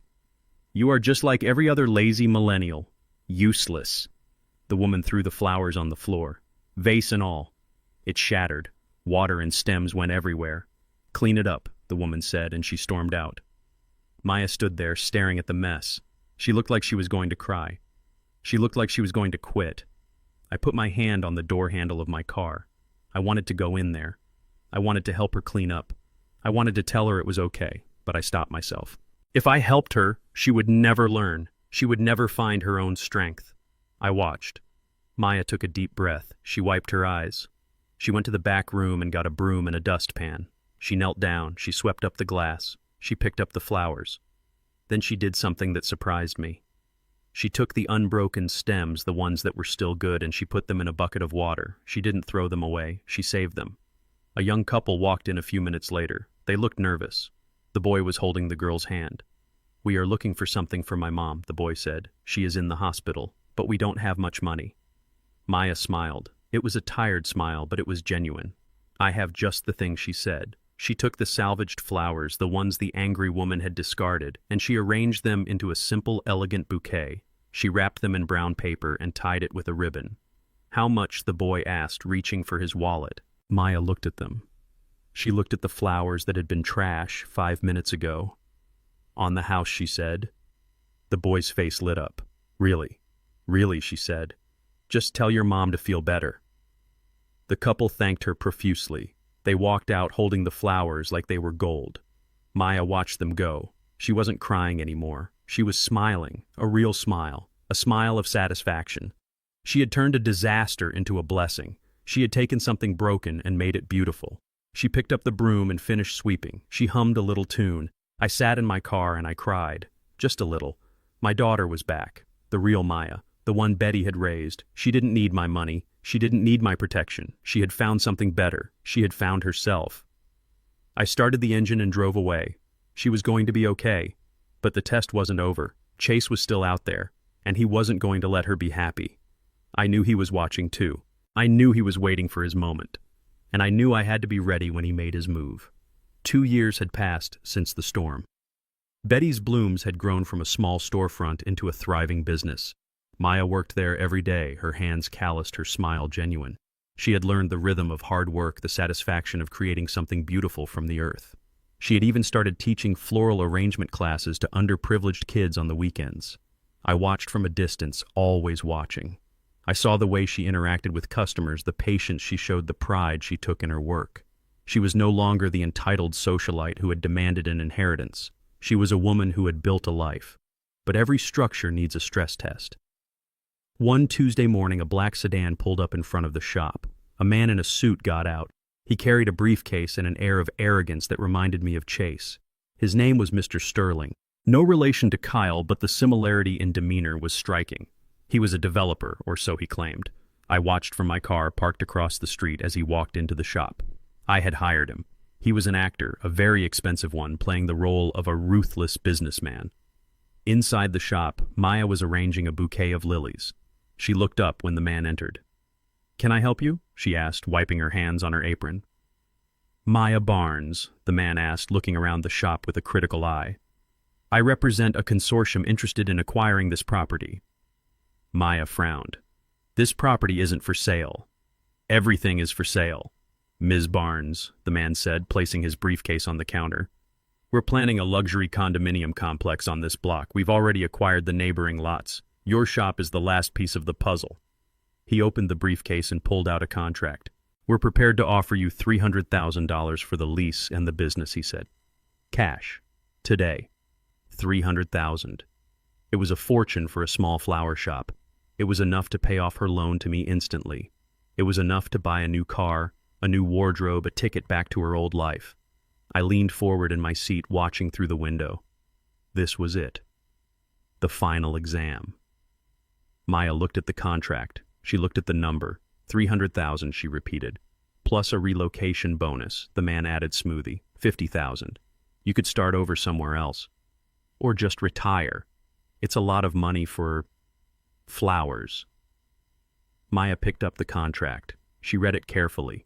She didn't just look at the bottom line. She read the clauses. This contract says you intend to demolish the building within 30 days, she said. That's standard procedure, the man said. Progress requires demolition. This building is historic, Maya said. It's been here for 50 years. My mother loved this neighborhood. Sentimentality doesn't pay the bills. Ms. Barnes, the man said, his voice hardening. Look, I'm authorized to go up to 400,000, but that's my final offer. Take it, or we'll find a way to force you out. Eminent domain, code violations. We have lawyers. Lawyers, the magic word. The threat that used to make Maya crumble. But Maya didn't crumble. She straightened her spine. She looked the man in the eye. You think you can intimidate me? She asked, her voice steady. I've dealt with better lawyers than you. She reached under the counter and pulled out a thick binder. This is the lease agreement I signed with the property owner, she said, slapping it onto the counter. It's a 10-year lease with a guaranteed renewal option. Clause 14, Section B. The tenant has the right of first refusal on any sale of the property. The actor blinked. This wasn't in the script. Maya had actually read her lease. She had actually learned from the past. Furthermore, she continued, opening the binder to another page. I checked the zoning laws for this district last week. This block is designated as mixed-use commercial with a historic preservation overlay. You can't build condos here without a variance from the city council, and the next council meeting isn't for 3 months. She closed the binder with a snap. So, here is my counteroffer, she said. You leave my shop. You leave my neighborhood. And you tell your consortium that Betty's Blooms is not for sale. Not for 300,000, not for 3 million. The man stared at her. He looked genuinely impressed. You're throwing away a lot of money, he said. I'm keeping my dignity, she replied. And that is worth more than your money. She pointed to the door. Goodbye, Mr. Sterling. The man picked up his briefcase. He smiled a small, knowing smile. You're a tough negotiator, Ms. Barnes, he said. I learned from the best, she said. He walked out of the shop. He crossed the street to my car. He leaned in the window. She's good, Mr. King, he said. She knows her stuff. She didn't even blink at the money. I know. I said, a lump in my throat. Here's your check. You did well. He took the check and walked away. I sat there for a moment, watching Maya through the window. She was shaking a little now, the adrenaline fading. She poured herself a glass of water. She looked at the picture of her mother on the wall. She had done it. She had faced the temptation of easy money and the threat of power, and she had stood her ground. She hadn't called me. She hadn't panicked. She had used her brain, her grit, and her integrity. She was ready. I got out of the car. I walked across the street. The bell jingled as I entered the shop. Maya looked up. Dad? She said, surprised. What are you doing here? I was in the neighborhood, I said. I saw a man leaving. Looked like a suit. Just a developer, she said, waving her hand dismissively. He wanted to buy the shop. Tried to bully me. And I asked. And I told him to get lost, she said, a smile spreading across her face. I quoted zoning laws to him. Dad, can you believe it? I sounded just like you. I laughed. Zoning laws. Really? Yeah, she said. I've been reading up. You have to protect what's yours, right, I said. I walked over to the counter. I looked at her, really looked at her. She was beautiful. Not with the polished, artificial beauty of the socialite she used to be, but with the raw, authentic beauty of a woman who knows her own worth. Maya, I said, I have something to tell you. What she asked, sensing the change in my tone. That man, I said. The developer. He wasn't real. She frowned. What do you mean I hired him? I said. It was a test. Her eyes widened. A test? Why? Because I needed to know, I said. I needed to know if you had really changed. I needed to know if you would sell out again for easy money. I needed to know if you would fight for what you built. She stared at me. Silence stretched between us. I waited for anger. I waited for her to yell at me for manipulating her. But she didn't yell. She just looked at me, her eyes thoughtful, and she asked softly, Did I pass? You didn't just pass, I said, my voice thick with emotion. You aced it. I reached into my jacket pocket. I pulled out a folded document. It wasn't a fake contract this time, it was the real thing. This is the deed to the building, I said, placing it on the counter, and the deed to the land. Maya looked at the paper. She didn't touch it. Dad? It's yours, I said. Paid in full, no loans, no strings. You own it. I can't take this, she whispered. It's too much. You earned it, I said. You worked for 2 years. You paid your debts. You built a business. You stood up to a bully. You proved that you are a king. I reached out and took her hand. It was rough, calloused, just like mine. You aren't the girl who needed a bailout anymore, I said. You are the woman who builds the safety net. Tears welled up in her eyes. Thank you, she said. Don't thank me, I said. Thank yourself. I pulled out one more thing, a small velvet box. And this, I said, is from your mother. I opened it. Inside was a simple gold locket. She wanted you to have this when you were ready, I said, when you understood what family really means. Maya took the locket. Her hands were trembling. She opened it. Inside was a tiny picture of the 3 of us, me, Betty, and a baby Maya, standing in front of the first house I ever built. She knew, Maya whispered. She always knew. She believed in you, I said. And so do I. Maya came around the counter and hugged me. It was a fierce hug full of love and strength. I love you, Dad, she said. I love you too, baby, I said. We stood there for a long time, holding on to each other in the quiet shop filled with the scent of flowers. I had my daughter back. Not the one I had lost, but a new one. A better one. And I knew finally that my legacy was safe. Not because of the money, but because of the woman holding it. So I said, pulling away and wiping my eyes, Does the owner of this establishment give discounts to seniors? Maya laughed. For you, Dad, always. Good, I said. Because I need a bouquet. For your mother. I'll make it myself, she said. And she did. The most beautiful bouquet I had ever seen. We walked out of the shop together, leaving the open sign in the window. The test was over. The real life had begun. The grand conference room at Golden Associates smelled of beeswax and old paper. It was a familiar scent, one that spoke of order and permanence, things that had been sorely lacking in my family lately. Maya sat across from me, her hands folded nervously on the polished mahogany table. She looked different than she had a few months ago. The expensive jewelry was gone, replaced by simple silver studs. Her designer dress had been swapped for a practical blouse and slacks she wore to the flower shop. But it was her eyes that had changed the most. The entitlement was gone, replaced by a quiet, steady resolve.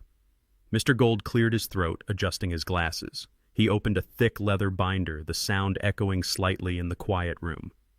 This is the final draft of the last will and testament of Luther King, he announced, his voice grave. Maya looked at me, her brow furrowing slightly. Dad, why are we doing this now? You're healthy. Because I want you to know. I said, my voice steady. I want there to be no surprises. No secrets. We've had enough of those. She nodded slowly, accepting this. She didn't ask how much. She didn't ask what she would get. She just waited. Mr. Gold began to read. The legal jargon flowed like a river, outlining the vastness of the King logistics empire. Warehouses, distribution centers, fleets of trucks, and the quiet, steady income from parking lots across the state. It was a lifetime of work condensed into paragraphs and clauses. The estate is divided into 3 primary trusts, Mr. Gold continued. The first, comprising 40% of the total assets, is the Betty King Charitable Foundation. Its mission is to provide scholarships and vocational training for underprivileged youth in Atlanta. Maya smiled a small, sad smile. Mom would have loved that. She would, I agreed. She always said education was the key to unlocking any door. The second trust, Mr. Gold went on, also 40%, is the King Community Development Fund. This fund is dedicated to supporting Black-owned businesses and revitalizing neighborhoods in the West End. I watched Maya's reaction. She sat up straighter, a look of respect dawning on her face. She was beginning to understand the scope of what I had built, not just for myself, but for our people. And finally, Mr. Gold said, looking directly at Maya, "The remaining 20% is placed into the Maya King Family Trust." Maya blinked. 20%, Dad, that's millions. It is, I said. But there are conditions. Mr. Gold turned a page. The beneficiary Maya King will receive an annual stipend equivalent to the median household income for the state of Georgia adjusted for inflation. This stipend is intended to ensure a comfortable standard of living, but not an extravagant one. Maya looked confused. Just a stipend. But what about the rest?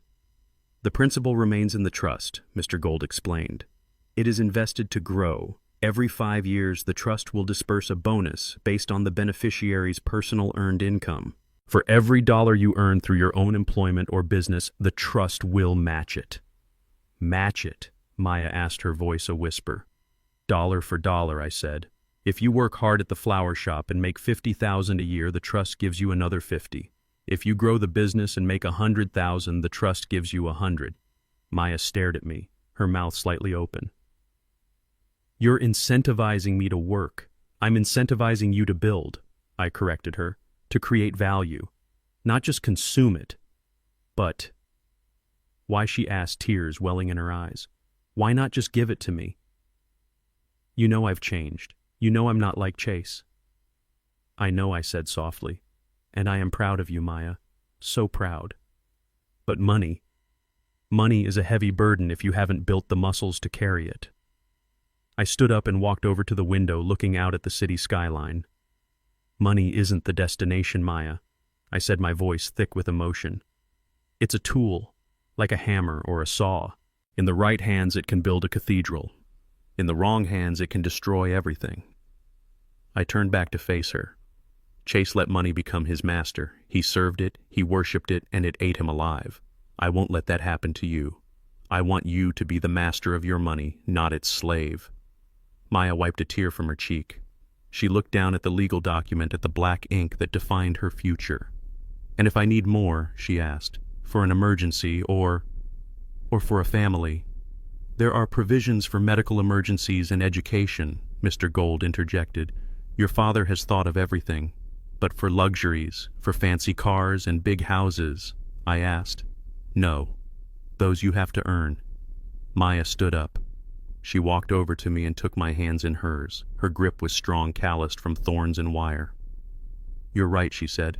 She looked me in the eye and I saw the fire of determination there.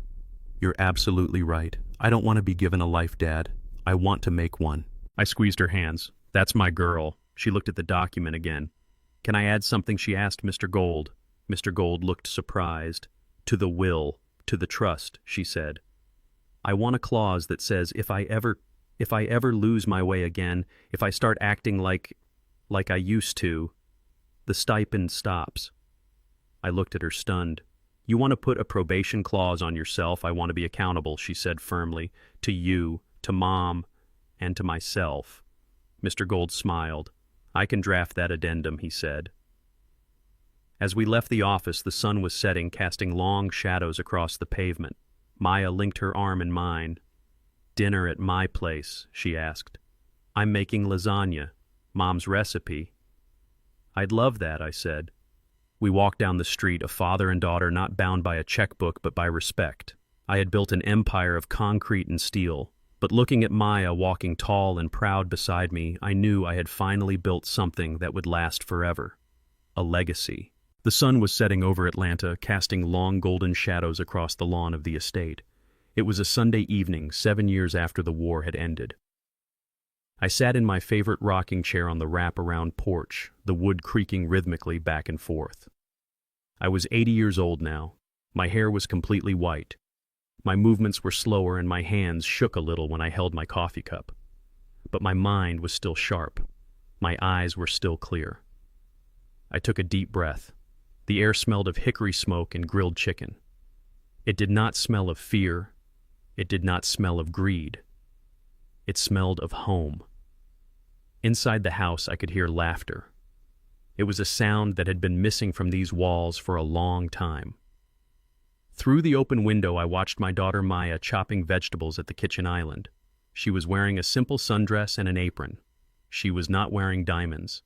She was not wearing the desperation that used to hang on her like a heavy coat. She was glowing. Standing next to her was Daniel. He was a high school history teacher. He drove a 10-year-old Honda Civic and he had calluses on his fingers from grading papers and fixing his own car. He was not rich. He did not have a trust fund.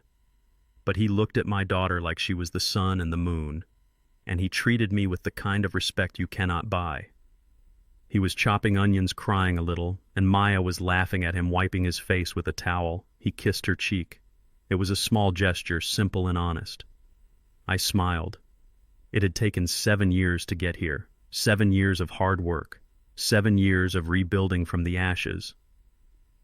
After Chase went to prison, Maya had struggled. The flower shop had its ups and downs. There were months when she could barely pay the rent on her studio apartment. There were nights she called me crying, not asking for money, but just asking for reassurance that she could do it. And I always told her the same thing. Keep going. The only way out is through. She had learned. She had worked. She had paid off her debts. She had built a life that was small but sturdy. And in the process, she had found herself. She had stripped away the layers of entitlement and found the woman Betty had raised. I looked down at my hands, the hands of a janitor, the hands of a billionaire. They looked the same now, just old hands resting on the arm of a chair. I thought about Chase. He was still in a cell somewhere in upstate New York. I had heard he was working in the library now filing books. It seemed fitting. He had spent his life trying to rewrite his own story, and now he was just organizing other people's words. He had sent a letter a few years ago asking for forgiveness. I did not answer it. Some debts cannot be paid with words. The screen door opened, and Daniel stepped out. He was holding a glass of iced tea. "Mr. King," he said, "I thought you might be thirsty." I took the glass. "Thank you, son." He sat down on the steps. He looked out at the garden. The roses were blooming red and vibrant. I had replanted them myself the year after I took the house back. "Maya tells me you built this porch," he said. "I did," I said. 40 years ago. Laid every plank, hammered every nail.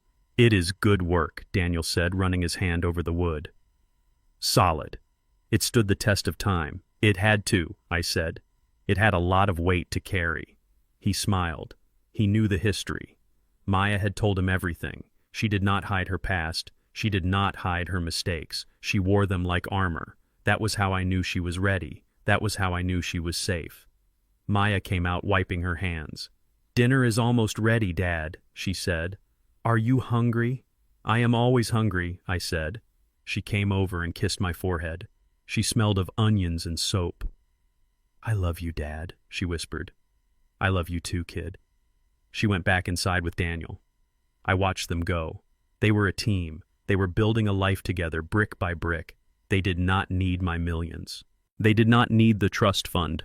I had already given Maya her inheritance. I had given her the truth. The trust was still there, of course, growing, compounding. It was waiting for the next generation, for the children Maya and Daniel might have. It would pay for their schools, it would pay for their dreams, but it would never again be a crutch. It would never be a weapon. I looked up at the sky. The first stars were starting to appear pale and distant. I felt a presence beside me, warm and familiar. I closed my eyes. I could see her. Betty, standing in the garden wearing her gardening gloves, smiling at me. "We did it, Betty," I whispered. The wind rustled the leaves of the oak tree. It sounded like a sigh of relief. "It was not easy," I said to the empty air. "I had to be hard. I had to be cruel. I had to break her heart to save her soul." I took a sip of the tea. It was sweet and cold. "But look at her now, Betty. Look at her. She is happy. Not because of what she has, but because of who she is. She is not a sterling anymore. She is a king." I leaned my head back against the chair. The house was clean. The rot was gone. The foundation was strong again. I had spent my life cleaning up messes. I had cleaned offices. I had cleaned streets. And finally, I had cleaned my own family. It was the hardest job I ever had. But it was the most important. I looked at the city skyline in the distance. The lights of the buildings I owned were twinkling. My empire. But sitting here on this porch with the smell of dinner cooking and the sound of my daughter's laughter, I realized that the buildings were not my legacy. The money was not my legacy. This was. This peace, this dignity, this truth. I stood up. My bones popped. I walked to the edge of the porch. I looked up at the brightest star in the sky. I kept the promise, Betty, I said, my voice thick with emotion. I kept the promise. The family is clean. I stood there for a long time, a silent sentinel in the twilight, the old janitor who had swept away the lies. Then I turned and walked back into the house, into the warmth, into the light. I sat down at the table. Maya put a plate in front of me. Daniel poured the water. We ate, we talked, we laughed. It was a simple meal. Chicken, cornbread, greens, but it tasted better than any $4,000 dinner at Le Chateau, because I did not have to pay for it with my pride, and I did not have to eat it with a thief. I looked at Maya across the table. She caught my eye and smiled. "You okay, Dad?" she asked. "I am better than okay," I said. "I am home." My son-in-law mistook my silence for ignorance and my humility for weakness. He judged a man by the calluses on his hands, not the vision in his mind. He thought $92 million was a prize to be snatched, not a responsibility to be stewarded. I didn't crush him because I hated him. I crushed him because he threatened the sanctity of my family. In the end, the trash took itself out. Never let anyone define your worth by your wardrobe. The loudest man in the room is often the poorest, while the quietest one owns the building. If you enjoyed this story of justice and redemption, please hit that like button and subscribe to the channel. Let me know in the comments what you would have done in my shoes. And remember, sometimes the best way to win a war is to let your enemy defeat himself. Until next time, stay strong and keep building.